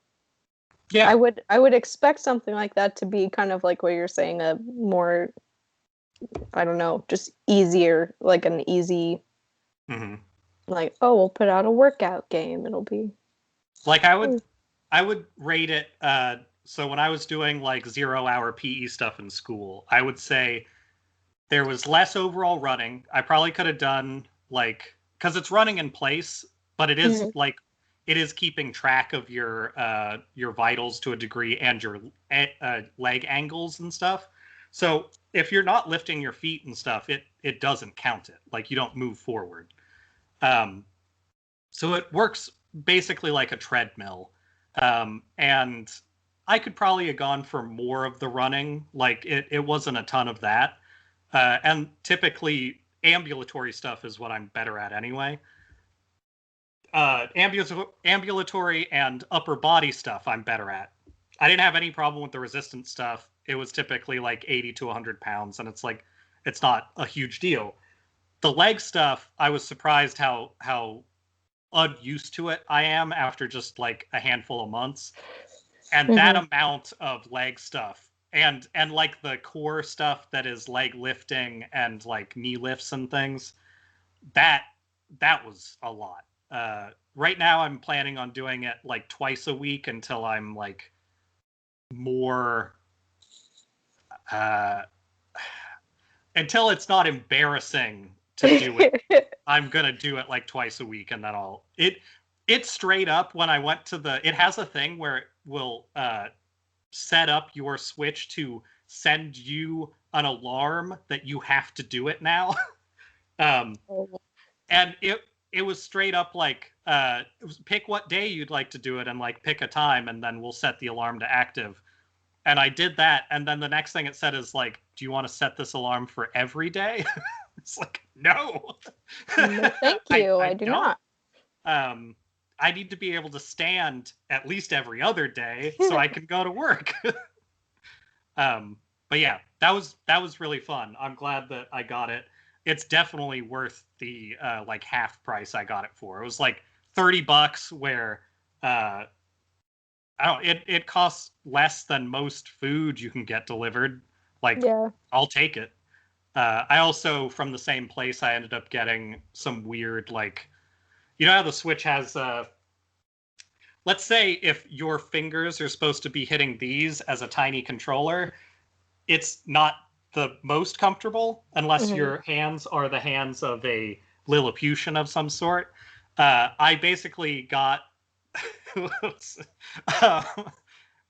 I don't mean to be offensive, and I got things that turn each of those controllers into full-size controllers. Your thumbs are just close, and that was absolutely the right choice. That seems like it would be a lot better, because even I mean, I do have small hands, but for me, even I don't find those controllers incredibly comfortable. So yeah, I would say if you get a Switch, those controller transition things, not only are they easier to use than the things you slide on top of it for the buttons, because they have their own buttons on top that are much more spaced. They're like, I got a set of 4 of them for $6. They're like very cheap. And I would strongly suggest them. Anyway, I think that's the most of my video game minute, if it weren't for some news out of Chicago. What's happening in Chicago? So in Chicago, they're trying to ban video games again.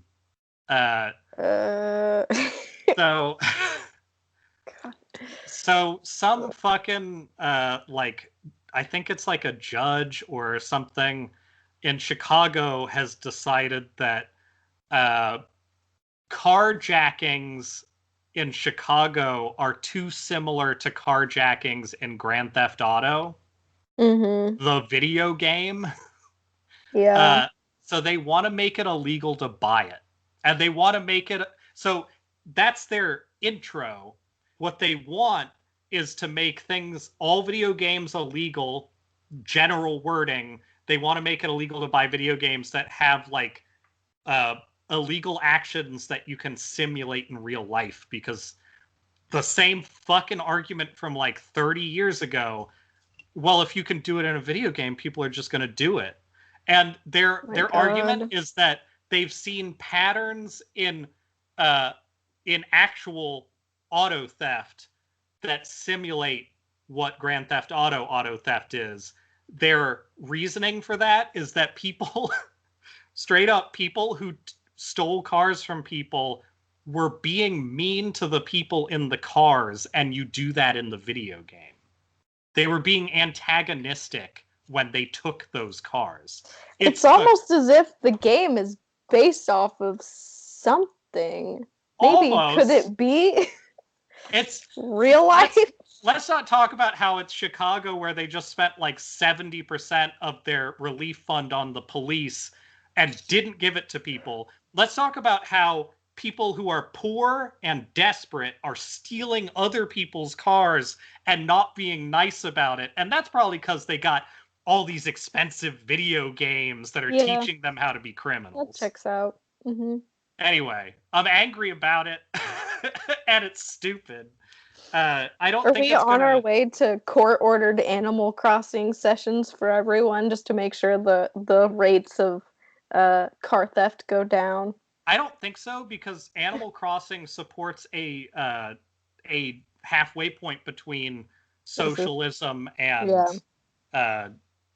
capitalism. Like, it specifically takes the idea of loans and says there won't be any interest and it won't be paid off unless you want something else later. Like, it's literally taking all of the ideas of capitalism and making it for the consumer instead of for the employers. So I don't think they're going to make us play that one. Maybe they'd have us play like one of those fucking Zynga games or something instead. Farmville? Yeah, basically. That seems a lot of... I feel like blind boxes and shit like that. It'll be EA games only for people. You can pay your money to us and we'll give you a mystery box that might have a good thing in it. That's probably more what they want. So, no. It's stupid. That's very stupid. So is it just like a city council proposition, or like how are they proposing they do this? So my understanding is that it is a bill that was written up by an established legal person in Chicago, like somebody who is practicing currently and feels like this is a thing they need to go after. I don't think it means anything ultimately, but it is a really stark echo of like 90s legislation where assholes were constantly trying to be like, I'm going to make my name by doing what all the grandparents want and taking video games away.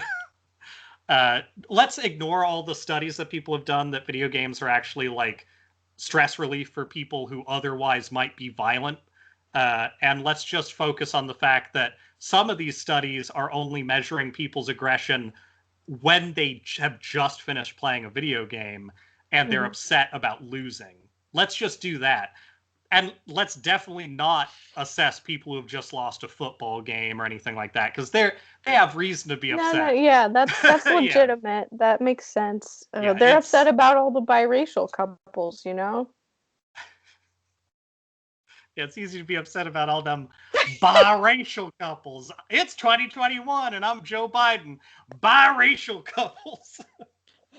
And when I watched the Super Bowl, the one thing that stood out to me was the biracial couples. That's what I took away from that experience. That's what stuck out in my brain. Anyway, they make Ferrero eggs now. And I like that. They're Ferrero Rochers, but they're half the size. And they're eggs. I'm going to eat one. Well. Welcome to part 3 of 4 of my snack corner. I've already downed all of my Ferrero Rochers that you Valentine's Day'd me. Yeah. How does the egg shape add to the experience? It only detracts. See, it doesn't.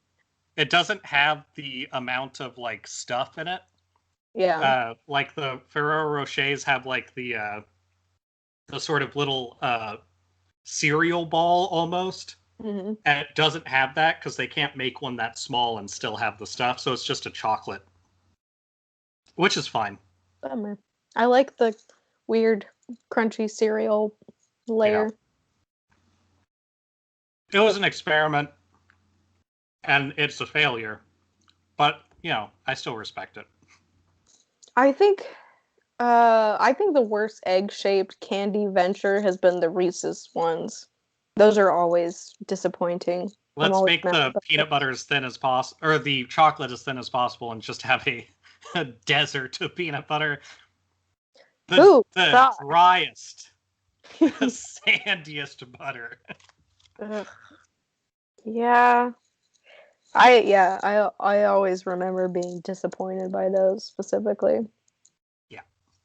But I don't consume a whole lot of egg-shaped candy, so maybe soon I'll have to go on a adventure of my own and find my own mistakes to make. Absolutely. Mistakes.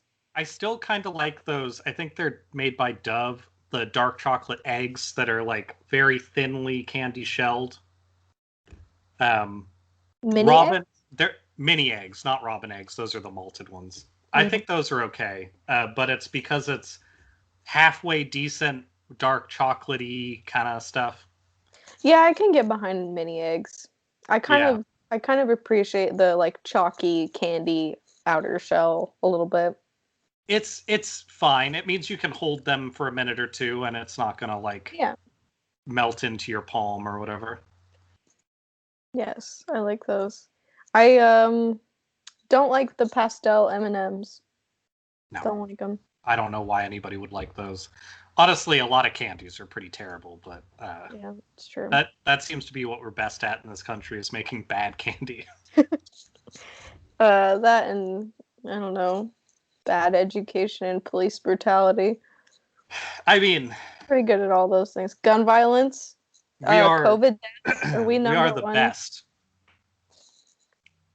Number one in COVID. That reminds me, this is a big shift, reverse to my first, the potato head topic. I saw a screenshot of some like actual congressman tweeting a response to to an article talking about potato head. Okay. And their response was simply, Texas and the other states that agree with me should secede, basically. He was like, this is grounds for secession. This is where I draw the line. Mr. Potato Head, I need the Mr. or else it's not America anymore. The Great Potato Secession. The Great Potato. I mean, actually, if Idaho was going to secede, this would be a great time. Like it's the marketing campaign like writes itself. That's pretty. They're trying to desecrate our potatoes. They can't take our taters. Yeah, that's the thing. They'll never have our potatoes again, and won't they be sad? I think people, whether they're in politics or not, also forget the secession is considered treason. Like, it's considered a, like, not what the good guys do. Yeah. Like, I don't have any strong opinions on whether or not it's right. I don't care. But our country is typically stated that secession is something that you go to war over. Yeah. And if you're saying it's time for war, our potato heads are genderless, you might have some issues beyond just being upset about some toys. I actually want to talk about Idaho for a second, because I was like, hey, what? I don't know that much about Boise. Let me look into Boise. First off, I didn't realize how far away Boise was from the general area you're in, which is like... It's a drive. A bit. For some reason, I assumed it was more like, I don't know, central than it is. No. And the other thing that I noticed, because apparently that's what I'm about, they have the worst named zoo ever. Have you fucking seen their zoo? What is the zoo name again? Their zoo is called Zoo Boise. Oh, yeah. What the fuck? Yeah, that's pretty not good. I mean, what is it in Seattle? The Woodland Park Zoo. It's just named after the park it's in. But like most zoos, so Woodland Park Zoo, Point Defiance Zoo, like zoos and aquariums tend to have just sort of Just here's the the name location. of the place. Yeah. I don't know why the zoo in Boise would be called Zoo Boise. Boise. I don't know why they would do that. USAA made for? It's made for him, a veteran. Cool, thank you for playing this when I try to fucking... Apparently, when you look up a Biden video, they give you an ad on a page you're not even on, no matter what. Oh, anyway, cool. Yeah, Zoo Boise is owned by the city of Boise and managed by Boise Parks and Rec. I'm kind of surprised they didn't name it after the park that it's in, because I'm pretty sure it's in Ann Morrison or something like that. It could have been Ann Morrison. That would make a lot more sense. Yeah. It's a department in partnership with Friends of Zoo Boise. I don't get it. It's such a... I see no reason behind it, I guess. It's one of those things that's just... It's not that I have any specific issue with it. It's just backwards for no reason. Yeah. Just someone thought it sounded cooler. Somebody was wrong. Yeah. It does just sound wrong. On my trip through Boise, virtually, it doesn't look that bad. No, it's pretty alright. It's a pretty nice little... It honestly looks kind of like you're in Colorado. That's kind of fun. Yeah. It's probably pretty similar. It seems generally cheap, which also seems good. Yeah, I mean, comparatively to Seattle situation, it's very cheap. It's getting it's getting harder down there. It's getting more expensive, but it's growing really fast too. But so I guess surprised or unsurprised to know that I also looked up the growth of all the major cities in the U.S. Boise's on the list, but it's not like high up the list. The one that has the highest growth out of the like 350 cities I looked at was a real bummer. Most places, like I think Boise was around like 20%, something like that. Current growth, which is like a lot, but like it's not that different from places like Seattle and stuff.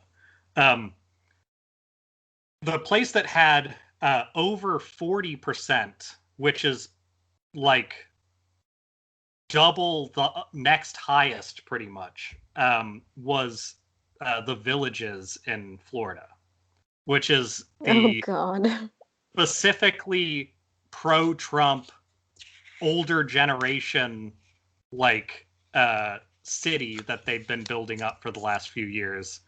That has double the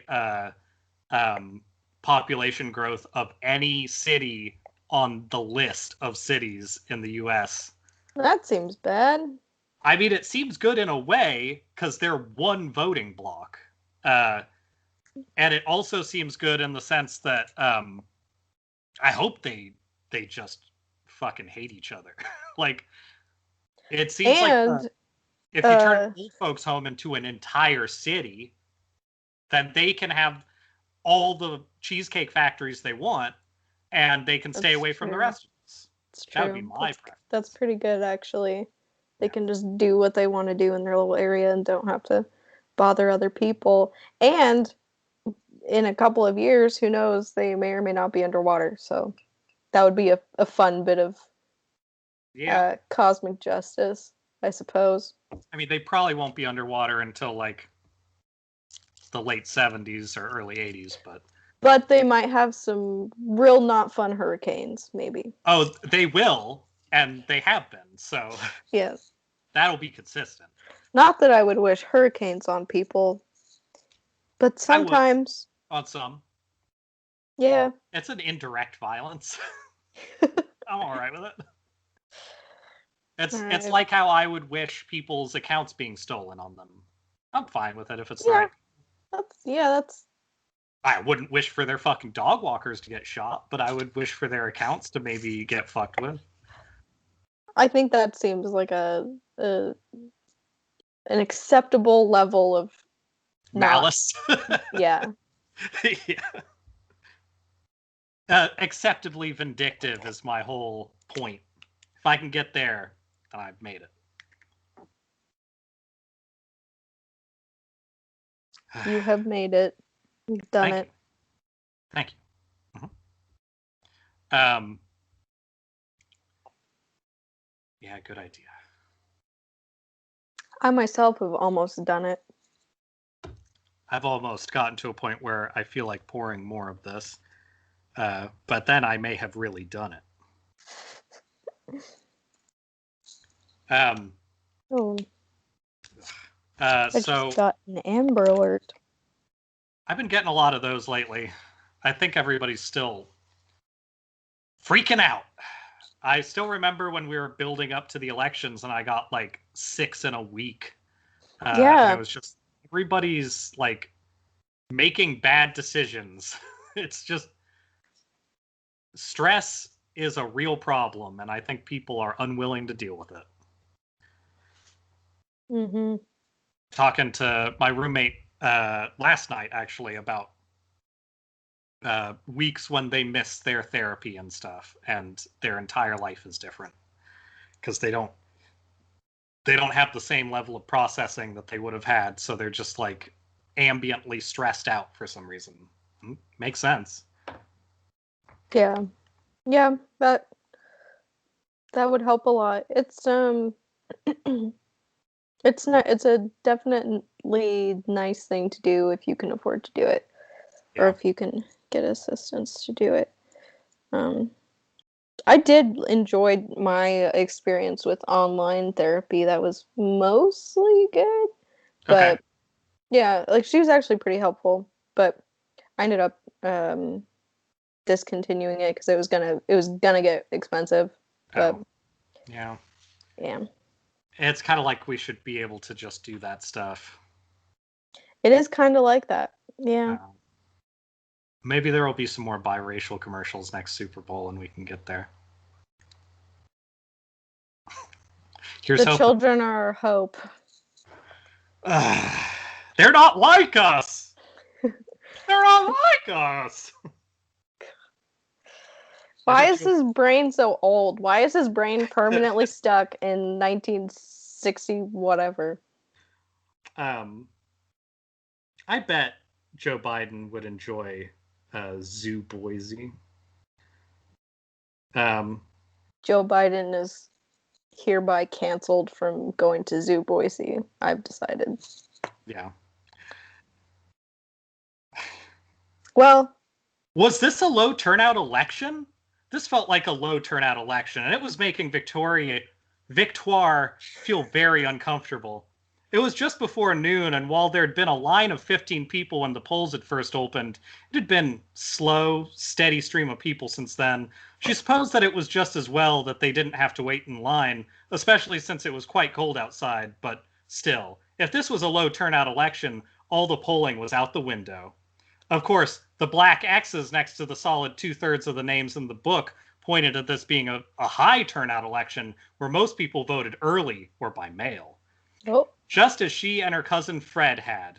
But there was only so far logic could go when there was this much on the line. Hey! Fred dropped into the chair next to her, and she had to resist the urge to inform both the poll worker who'd just taken a seat and the voter on the other side of the plexiglass that they really did take the pandemic seriously. They just didn't need to socially distance because they were roommates. I'm heading to lunch. You look 1 to 3, right? She nodded.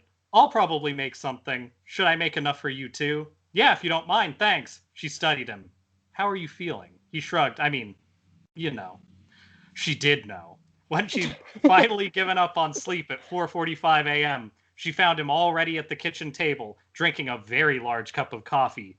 Yeah, the anxiety was boiling up again, and she could see it in his eyes, too. She wrapped an arm around him and leaned her head on his shoulder. After a moment, he took a deep breath, squeezed her hand, got to his feet. I'll see you in an hour. This is a story called Mathematically Absurd. It's a Harry Potter fanfic about voting.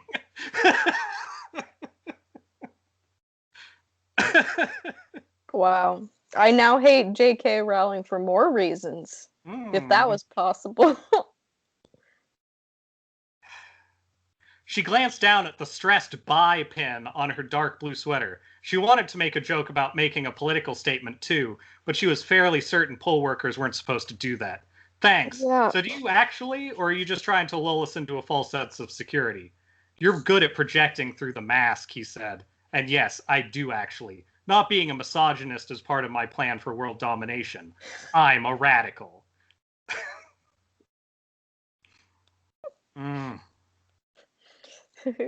That's it. Did Joe Biden say that? That sounds like a really good Joe Biden line. There's an entire paragraph that is this. He stuck the pen in his pocket. Thanks for the pen. Oh, God.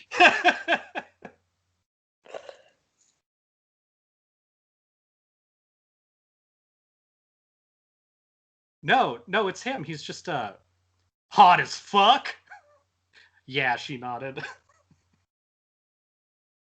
All right. Wait, somebody's wearing a Ruth Bader Ginsburg mask. Anyway. Oh, God, no. This is where I draw the line. I looked up a lot of really dumb shit over the last 10 days, and some of it is being represented, but I have 200 tabs open on my phone right now, and it's a problem. I this morning I was like, oh yeah, what tabs do I need? I started scrolling and it just kept going. I was like, oh no. Oh no. I've grandpa tabbed this entire phone.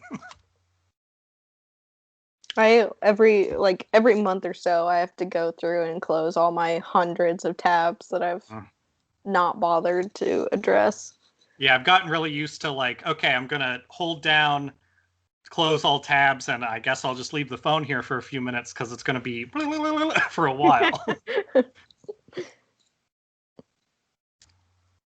Oy. That was a interesting piece of artwork. Yeah, so you're never going to believe this, but there's not very much Joe Biden fanfic out there. What? Yeah. He's such a compelling character. It seems like a lot of people don't want to fuck him, but also it seems like too many do. There are books about him and Obama that you can buy, but they aren't for free, so you can't just get them online. Darn. Yeah.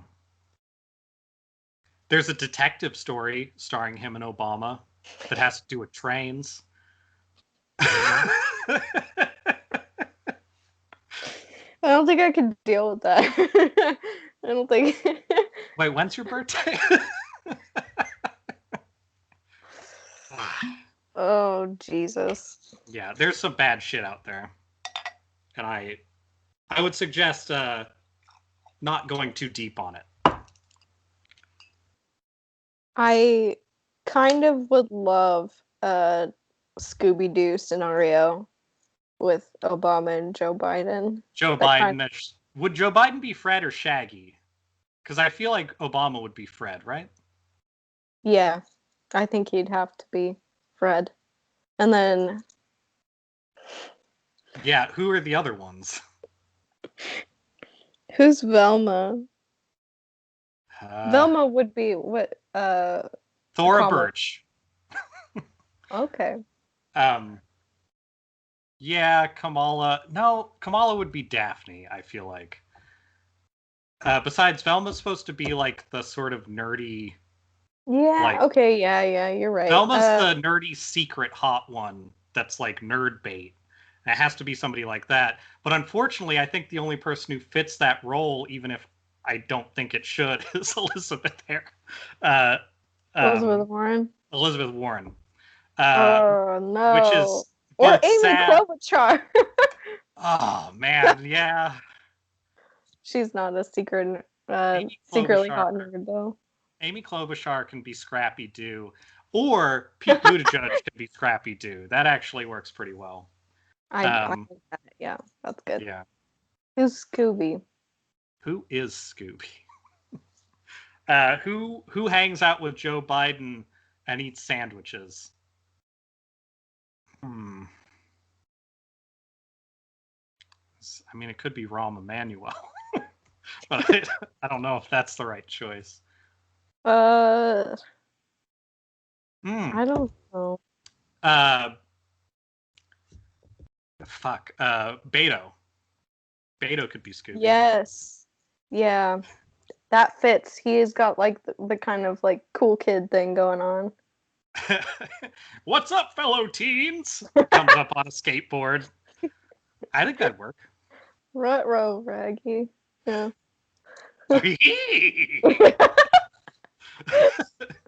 You know, he does that in all of his speeches. Yeah, I'm pretty sure. I hate Scooby Doo. I don't like that show, but I like casting it. I remember seeing parts of the movies and thinking those were kind of fun, but in a weird, like, this isn't made for kids way. There's a lot of, like... I feel like watching Scooby Doo is like how Joe Biden sees the world of teenagers. Yeah, I think that would be accurate. It's like he's watching Scooby Doo between his issues of Girl Sniffer magazine or whatever Joe Biden reads.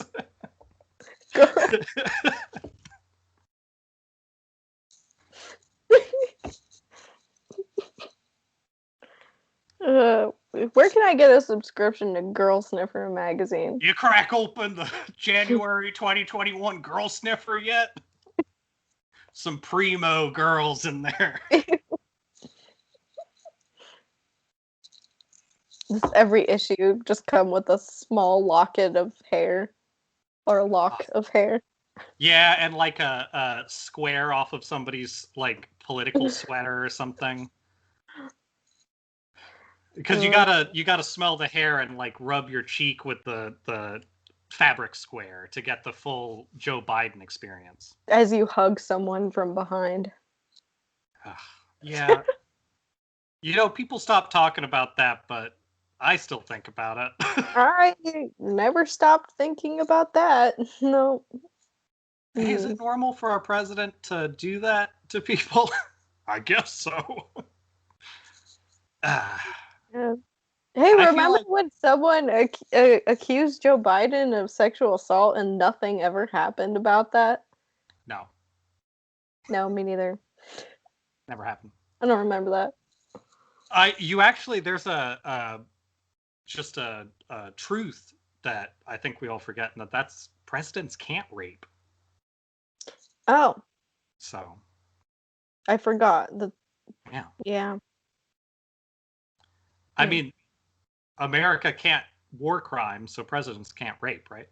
That's just sort of how it works. I forgot about that.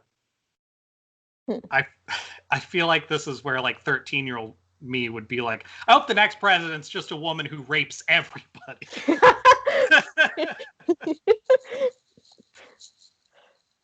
That seems like a that's a teenage me version of reality where I'm like, fuck Scooby Doo.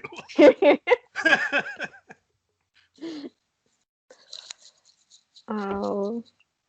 Weirdly, if you took all the things that I am and put me into a 13-year-old, a lot of people didn't want to be my friend for some reason. I'm not really sure why. What? Yeah. What? I did wear a fanny pack from the zoo.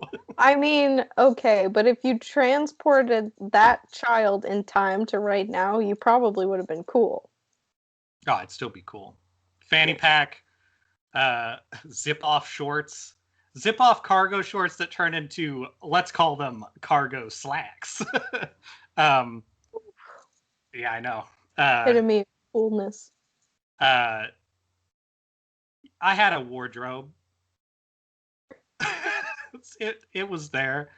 I played a lot of basketball, and for some reason, my relatives thought, what if he could zip his shorts into pants? I think he'd do that, right? That would be the best of all possible scenarios, right? He wouldn't just go to school with one pant leg on and the other one shorts, would he? Absolutely not. No. If we gave him pants that were like big enough to be fat in, he would just feel like he wasn't fat anymore, right? He wouldn't like take tennis balls and make cartoon testicles out of them and just put them in his pants and see if anybody noticed during the day, would he? Absolutely not. He's not a weirdo. Our son is in high school. He would never do weird shit. They really gave you a lot of freedom with those pants, huh? I had a lot of paint. I had a lot of big pants. I made a lot of decisions. Yeah. Really, the big problem is that when I made the decision that I didn't mind so much if the school full of racist hillbillies didn't like me, I started making some hard decisions, and those really solidified where I was in life. And then I stopped being depressed. So, I mean, hey, there you go. That's pretty good. Here, I'm sending you a peek into my former school self. Oh, I am looking forward to it. Keep track of this, by the way. Oh yeah, I still have mine. So I was thinking. Also, give me your address. Obviously, not on the podcast. I wanna set some stuff up when that is appropriate. I saw a tiny thumbnail and I'm already concerned. Hell yeah. Can I make a request that you never not wear stunner shades ever again? You may. Also the beanie was part of my signature look, always, forever, any season, any day of the year. I just always had a hat on. I hated hats, so I didn't wear hats, but you know how my hair is like kind of a lot to deal with, seemingly? It was worse, and it was big a lot of the time, because I spent younger years getting haircuts from my biological mom, which weren't bad, but they were bowl cuts, and that was tough to deal with sometimes. And that is a beanie. I think I have that beanie in Animal Crossing, though, so that's cool. That's good. I have Animal Crossing update. I have a basement and an attic now, and I was unfortunately given the ability to have 1,600 items in my house in storage. So now I have like almost all of the clothing you can get in Animal Crossing, and I spend all my time just changing clothes into terrible outfits. That's exciting, though.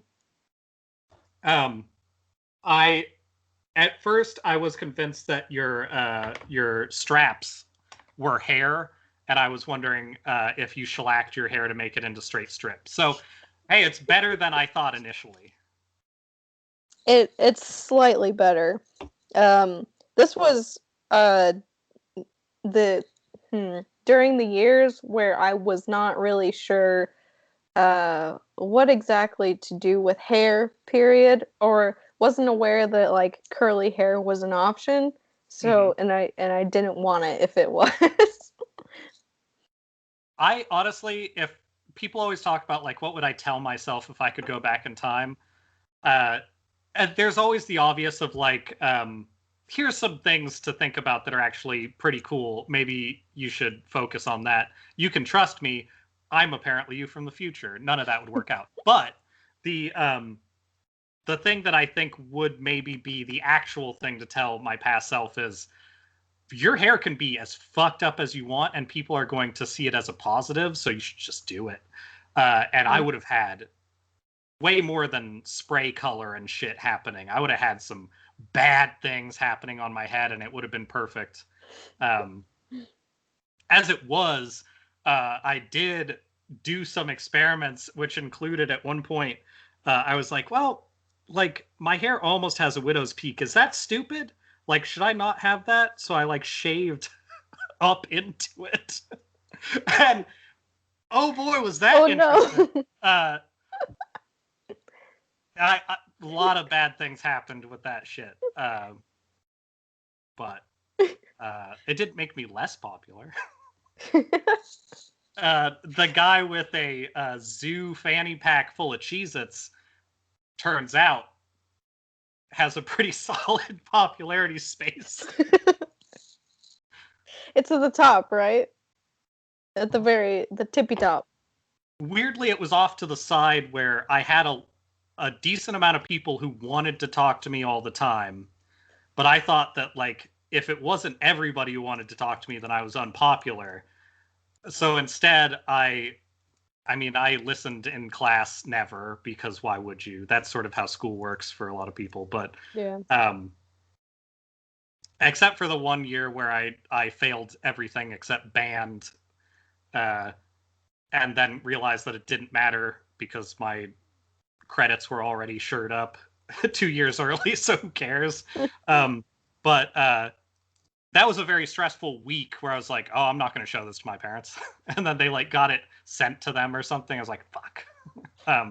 But during that chunk of time, I remember my class activities would be making extremely elaborate like notes to pass back to people, because I would get these like notes about garbage and bad stick figures usually, and then I would pass back something that was like a bus full of children going over a cliff and like them all with thumbs up coming out the windows or something. And one of those pictures, literally a bus going over a cliff, that's why I remember it, my English teacher intercepted in like 11th grade, and was like, or maybe 10th grade. It was a late grade. And they were like, I'm still going to give you credit for this. And privilege is real. We were supposed to turn in like a report on something. And my report was, I don't really like school very much. And his response was, I'm going to give you credit for this, and I'm going to let you skip all the assemblies. God damn it. School's so stupid. I like that teacher. I like that response. That's good. Yeah. That's a positive experience, it seems like. That teacher was such an asshole to people, too. Like, it was so weird, because I didn't try very much, but when he would talk to me, he'd be like, I like the things you talk about. It's like the most, like, bullshit way to, like, deal with students.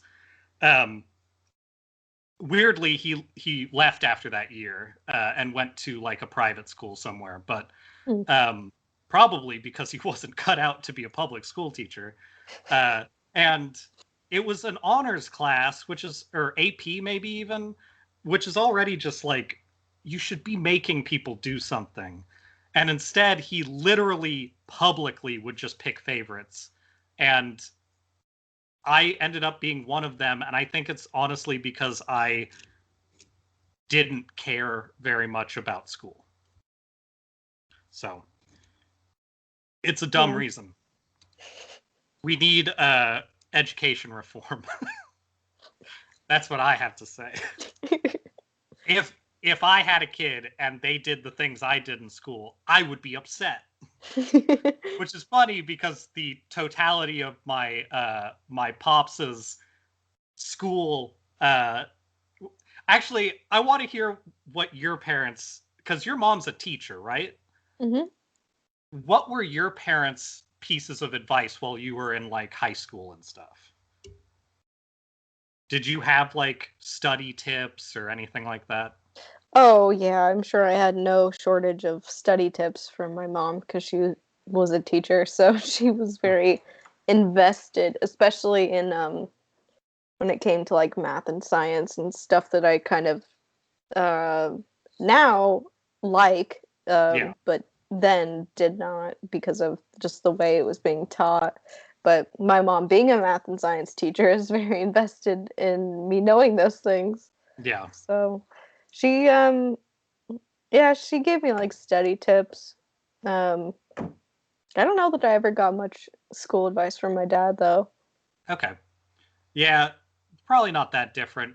My mom was a very like, I went to school forever and then I kind of do a job that's constantly studying, so don't slack off. But she was always at work or busy or somewhere. So like when I had her around, she was a good resource for like help on topics. My dad was kind of amazing when it came to school stuff because he was also often gone or busy or something. That was a very like gone or busy household. But his advice was one of his teachers liked him a lot and let him pass anyway when he graduated. And I mean, like his version of school advice was like, I mean, it'd be cool if you tried. But It's a good pep talk. yeah, it was kind of like did your parents do the like parent sex talk ever? Just like was there a point where that happened? There was there was never a joint sex talk. My mom gave it to me with some like library book that she had found. Okay. Yeah, it was a here's information you might know. My I got the talk, not really. In the car from my dad, it took about 2 seconds, and it was we pulled up somewhere where it was like, oh, we don't have much time. I'm not going to have to talk to him no matter what. And I believe his words were like, he looked over at me in the passenger seat and said, like, you know about like sex and stuff, right? I was like, yeah. He was like, cool. That was it. I will always remember that talk because that's the only one I got, and it was very funny. That's pretty good. I think once my talk had begun, I had a similar reaction where I was like, I already please no, please no, please no. But I wish that's a very funny conversation. I wish I could remember where it was because I feel like it was like on the way to a haircut appointment or something. It was like the most like, this is timed out very specifically so you know you don't have to deal with this. Yeah. I can totally picture your dad just pulling up and putting it in park and like, hey, you know about this, right? Probably listening to like Ozark Mountain Daredevils tape or something, not talking about anything on the way to a place, and then pull up and it's like, let me turn the music off. Huh? Okay, good.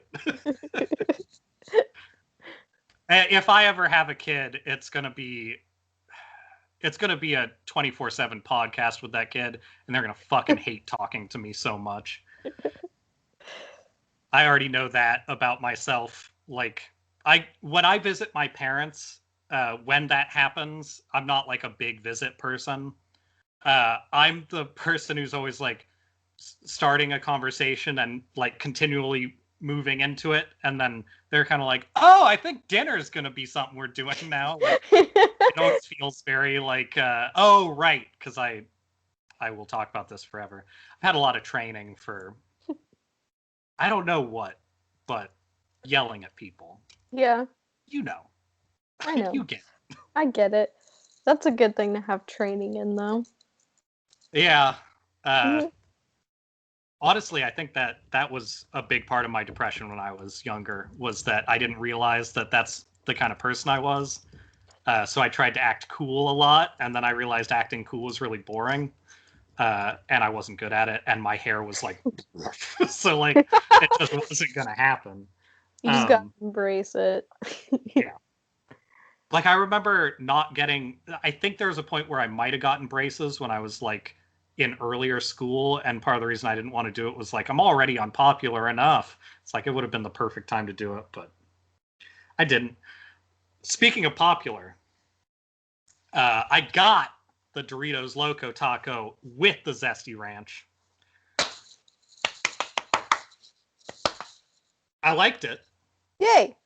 That's You know good. what else I didn't like?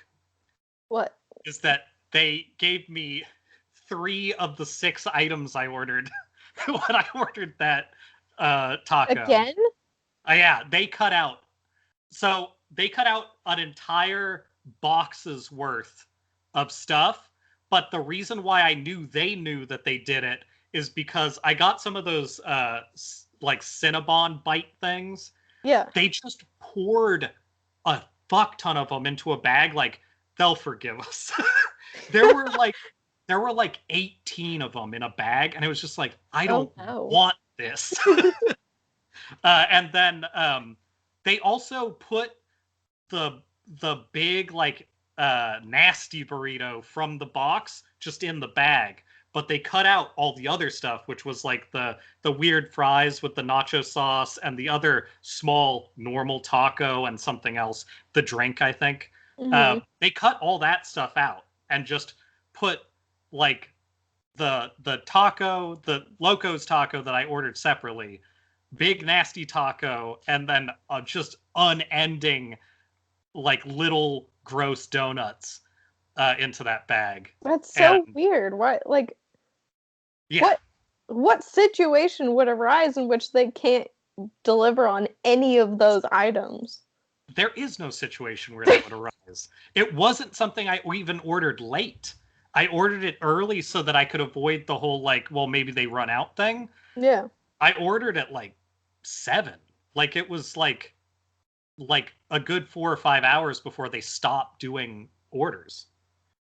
That's so weird. So that was a thing.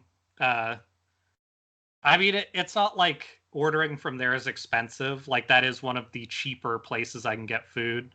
Also, I'm happy to not have as much Taco Bell, if for no other reason than I've already been told by my carpooling partner for tomorrow that, oh, we're getting Arby's tomorrow. So it's like, there's a limit to the nasty meat I need to jam in like a week. Arby's definitely does fill that void. They could call Arby's nasty meat and it would be the same store. I would still buy it.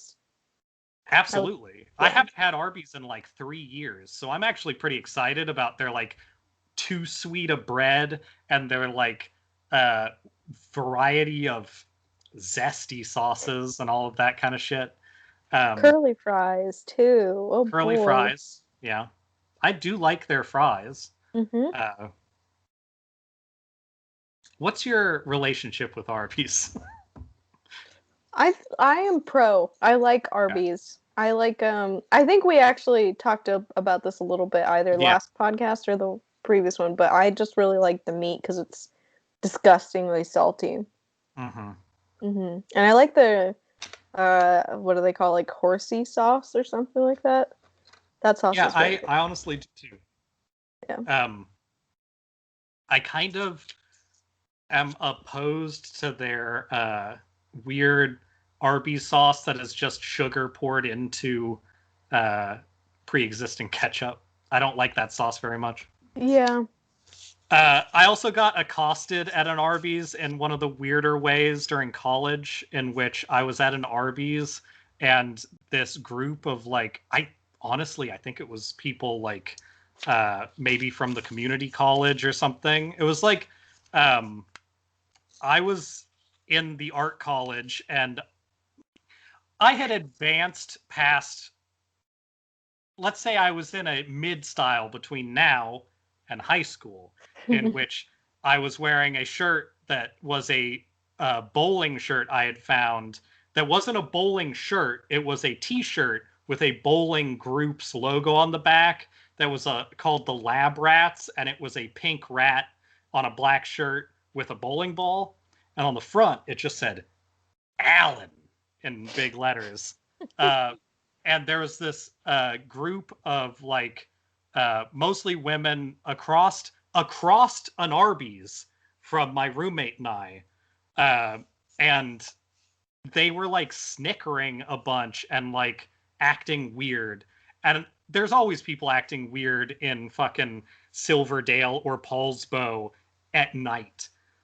the part where it got weird is that we went out to the car after eating our pile of nasty meat, and there was a big piece of paper shoved under the pickup truck that we showed up in that just said, "I know it's you, Alan."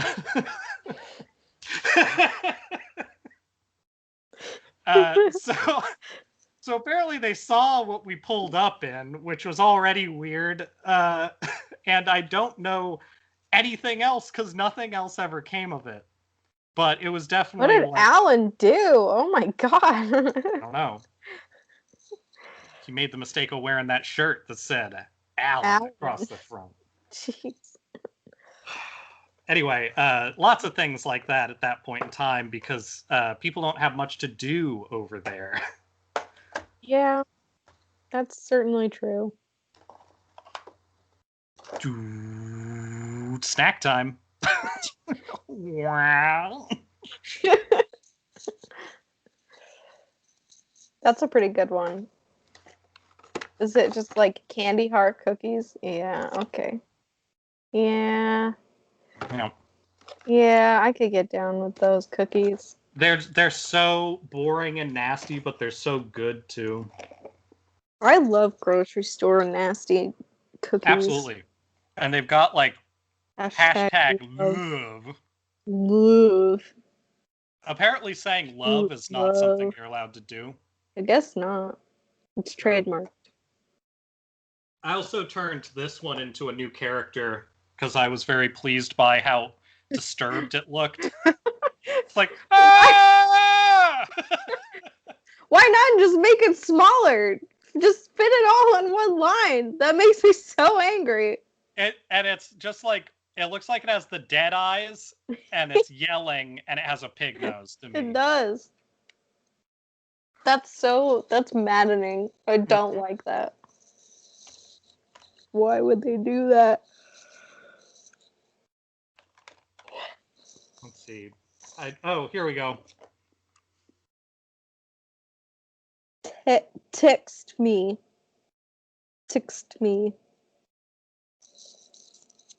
All right. That's a pretty good one. Mm-hmm.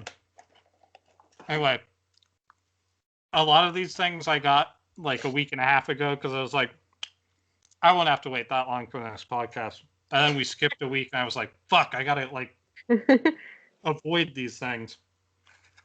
I can't eat one of these, but they did have a bunch of very cheap Andes mints. Ooh, so if that's you go a good to the store, check the Andes mints areas. Yeah, that's solid find. The Andes mints and the cookies, I believe, were both $1, and I got a set for my roommate as well because it was like, this is too good to pass up $1 for these things. Andes mints. I love Andes mints. They're unreasonably pleasant. Yes. It's kind of like those Canadian pillow mints, where it's just like, they're kind of just like very tasty chalk, but I love them. I like those too. I shouldn't have jammed that many dry cookies. It was a less than ideal choice. I still had that picture open. You look so pleased in it. I believe the hand is holding a flip phone too. That's taking a picture of me or something. It's like green. I can't tell. It might be a digital camera. It looks like you're in the middle of being interviewed about something. A local pervert says. Also, check out these pockets, like on the jeans. Oh shit! There's just a lot going on here. You've got fucking 3 layered pockets. I do. So one of those is to keep your lighter in. Yep. One of those is to keep the cigarettes in, and then one is to keep the wallet in, I guess. I believe so. That's how 8th grade goes. Yeah. Seventh I am, grade. on zooming in a little, I am happy to see that wasn't 2 layered button-up shirts, though, because that's what I thought it was at the beginning. Not that wouldn't be awesome. So here's a story called Mario and Biden. Oh, God. This, according to the person who wrote this, it's not only rated M, but it is both in the setting of Mario and Zootopia. See if you can see where Zootopia comes in. I'm going to read the whole thing. Mario was in Joe Biden's office. Next paragraph. Joe Daddy, he said. No. Next paragraph. I fuck, Biden replied. Next paragraph. Fuck, fuck, fuck, fuck. That's the whole story. Did you catch where the Zootopia was? Is it the fuck part? I have no idea. It's 4 separate paragraphs of 1 partial sentence each, so that was my favorite one, honestly, that I found while I was looking. I do like the Pride and Prejudice starring Joe Biden, though. Yeah, the Pride and Prejudice was good, but I think this one does take my vote. It kind of encapsulates what I was looking for. Yeah, it does. I haven't read through all of the Harry Potter one, but the fact that it's called Mathematically Absurd makes me think it's pro-Trump. But I will go over this. At the end of their conversation, Will and Elizabeth had assembled a list and assigned names along with marking who they thought each person might favor. According to Elizabeth, Jane Bingley, undecided. Mary Bennett, Trump. Kit Bennett, undecided. Lydia Bennett, undecided. Lottie Collins, Biden. Fanny Bennett, Biden. Tom Bennett, Biden. I don't know if I agree with that, but good enough. Will's list, Rick Fitzwilliam, Trump. Rick might be a good Kanye.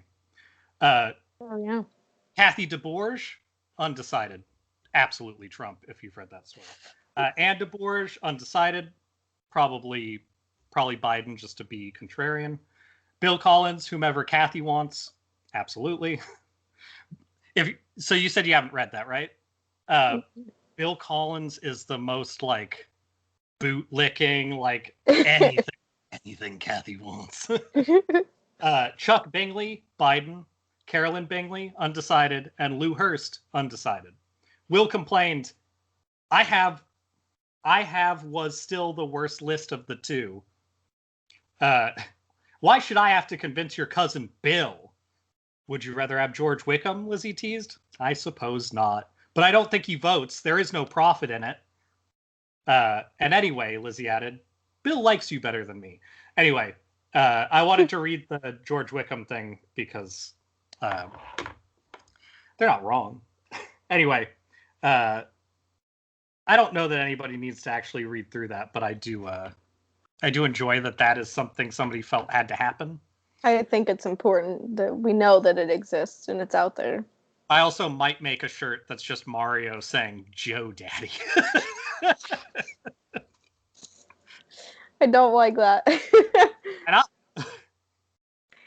I don't like that one bit. It'll be a legally distinct Mario saying Joe Daddy, so we can sell it. Oh, that'll be fun, actually. That would be fun to come up with a very legally distinct Mario. Backwards hat, Yep. down-turned mustache. I like it. Ugh. Yeah, I do kind of want to make that now. I think making off-brand, like, characters and mascots would be a lot of fun, actually. Yeah. One of my favorite images will always be the off-color Sonic the Hedgehog that just says Obama under it. It's so good. That one is good. I mean, Obama is sort of the Sonic the Hedgehog of American presidents. Well. Yes. I was gonna say who's Eggman, but I think we already know who. Yeah, we already know who Eggman is. Eggman is. Who's Tails? John Adams. Okay. Okay. I'm pretty sure. Who's who's Knuckles? Theodore Roosevelt, maybe? Yeah, that's who I was gonna say. Yeah. Anybody who has a theme song, I'm Knuckles, tougher than Knuckles, has to be Theodore Roosevelt. Yeah, I think so. Have you heard that song? No, I have not heard it. You will after we're done. Hopefully. All right. Okay. Yeah. Somebody took a bad rap song and put the word Knuckles over one part of every line. And I believe it's a bad rap song from the Mario Adventure video game. Okay. Yeah. Well, I'm looking forward to that. I've listened to it just because I wanted to in the past. It's not good, but it's better than, say, Kanye's latest albums. So there's that, at least. Have you heard the, like, Fortnite song? Which one? There's a bunch. What is the actual song that it's... You're talking about, like, the parody song? Yeah. There's a few of them. Honestly, this is dangerous territory because I have access to some collected works of the worst music of all time, and I will share them all. So, God. I spent okay. So I was playing Honey Pop 2 because I was like, "What's cheap? What can I play?" I would suggest that game. It's fun. I don't know. For what's supposed to be a horny puzzle game, it's pretty good. It's extremely stupid. And while I was playing through that, I was also on the internet searching for every version of Down with the Sickness by every artist I could find. And there's some amazing ones. Oh no. Just because it starts with that like ooh ah ah ah noise. Some of the versions of that are the funniest thing I have ever fucking heard. Okay. I legitimately, so that night, Nick got back from Ben's place at 7 in the morning or 7:30, and I was still awake listening to Down with the Sickness. And and I had been laughing so hard for so long that my body hurt. It was an experience, transformative experience. That is concerning on some level. Yeah, people want to look into the dark abyss that is my free time.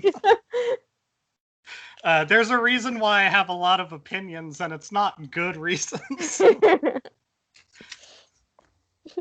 Staying up till 7 a.m. just maniacally laughing to Down with the Sickness. Literally, I was laughing so hard at like 5:30 in the morning that I was like, I hope the neighbors don't come knock on the door, because I've been like breathlessly scream laughing for like 5 minutes, and it was super late and I couldn't stop. So I was like walking around the table being like, I gotta stop laughing, but I can't because this guy's going ooh ah! At the start of the song, and then poorly rapping, like mumble rapping, this already pre-existing song with like an electronic version of the song playing behind him, and it's on Spotify.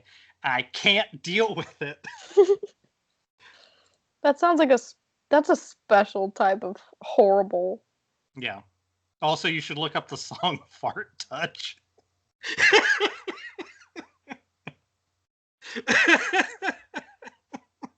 What now? Don't worry about it. Look, next time that you receive a text at 3:30 in the morning, just know you might want to wait on it. God. Jeez. Okay. Being my friend is kind of like a survival horror game sometimes. I guess that's what I'm trying to say. Sometimes you get candy in the mail, and then sometimes you get fart touch at 3 a.m. Sometimes. Sometimes you just get a clip. We should have Natalie on to talk about the terrible things we've done to each other. Like just sending the clip of Birdemic that's a barbecue-themed, like, jazz restaurant. There's just a theme where it's like, or they're like doing the blues, not really, on a stage in a barbecue restaurant in the Birds. And there's just a scene that's like complete insanity. And sending shit like that to people in the middle of the morning is very funny to me. And I always think it's a good idea when it gets late enough. And it's never ideal. I don't know. I think no, I could see a clip like that making my morning go by a little bit faster, at least. I'll be honest, I had to resist sending you an article I was reading about how Klingons have 2 dicks at 3 in the morning, like 2 days ago. Like, the amount of times that it gets this close. Apparently, there's a scene towards the end of the last season where there's a Klingon peeing on a wall and there's 2 streams for a moment. And then I went back through and it's like, oh yeah, and Imzadi too, where Worf and Diana Troy are a couple. They talk about how, like, he has a weird split penis and stuff. And then earlier in the Next Generation, they talk about how Klingons have a bunch of dual organs, and that's why they're hard to kill, because a lot of times you stab them in something and it didn't really get all of it. And that's why they have 2 dicks. And then I found a thing where the creators and current writers and stuff confirmed that Klingons have 2 penises, and that's how it ended up in the show. And, like, that was just a thing that I was doing for some reason. It's important to know the Klingon genital lore. I don't know what they use it for. Sure, Klingon women might have 2 vaginas, but human women don't, and they still have relationships with them, so I guess they're just figuring it out. I mean, I know what they're doing. We all know what they're doing, but still, like, there's complications there. Yeah, some. There are some. But I think it... No, never mind. No.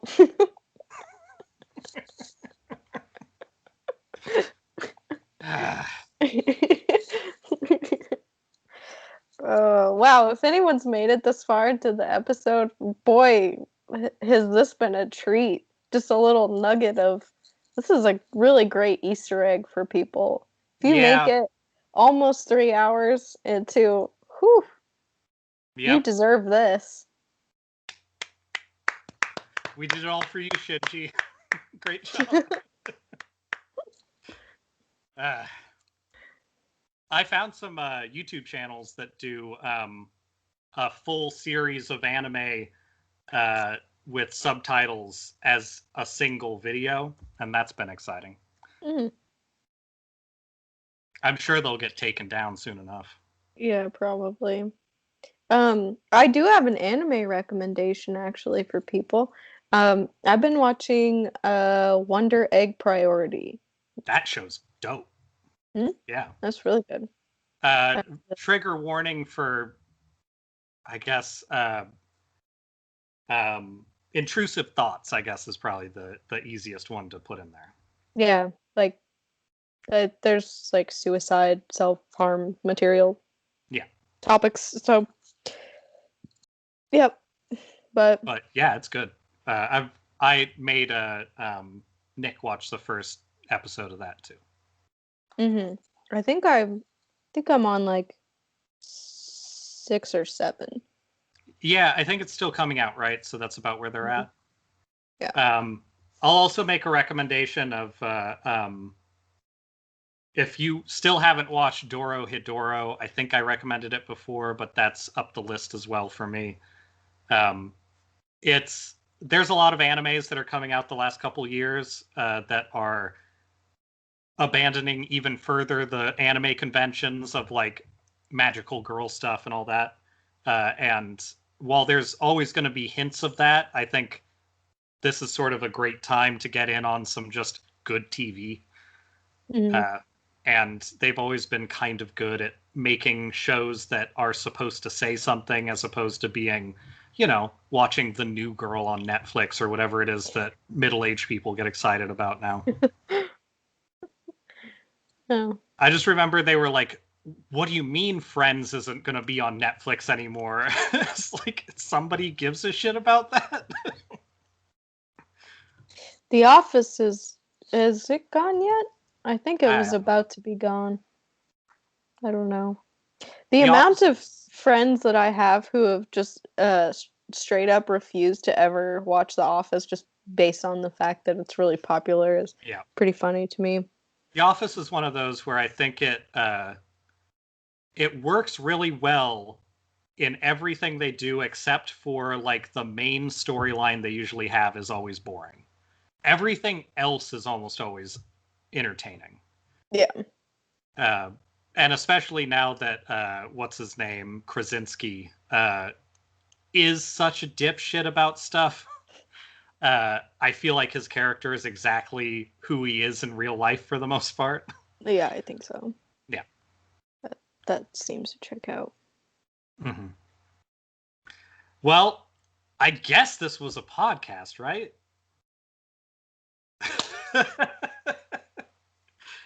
We talked, and the sake is gone, so I think so. And the whiskey is also gone. McClunky. Mm-hmm. And the... This isn't gone, but this is a long... pull. I don't think you should do that, too. It's bad. Don't get whipped strawberry, no matter how much that bear seems to be like vibing with it. Yeah, I don't like that. Strawberry in general is a very hard flavor to do well. It's like somebody loaded a Taystation into a shotgun and shot it into my mouth. Ugh. Yeah, it's not good. I'm sorry. Maybe the whiskey will help. Oh, the whiskey's helping something. Okay, good. Good. All right. Well, thanks, everyone. Congratulations, everybody. You did it. And, I don't know. Beyond thoughts? Yeah. Are we going to tell them next week that the whole Boise thing's been a prank? Oh, my friends already think that that's the case. Everyone that I've told that I'm moving down there is like, you clearly are not. It's not happening. So maybe it is an elaborate prank and I'm just permanently here. They just need to watch more of the Super Bowl commercials. They'll get it. Yeah. The kids know. Kids know what's up. Biracials. Oh, God. Right. We gotta go, Bajabbers. Get out of here. Be gone, thoughts.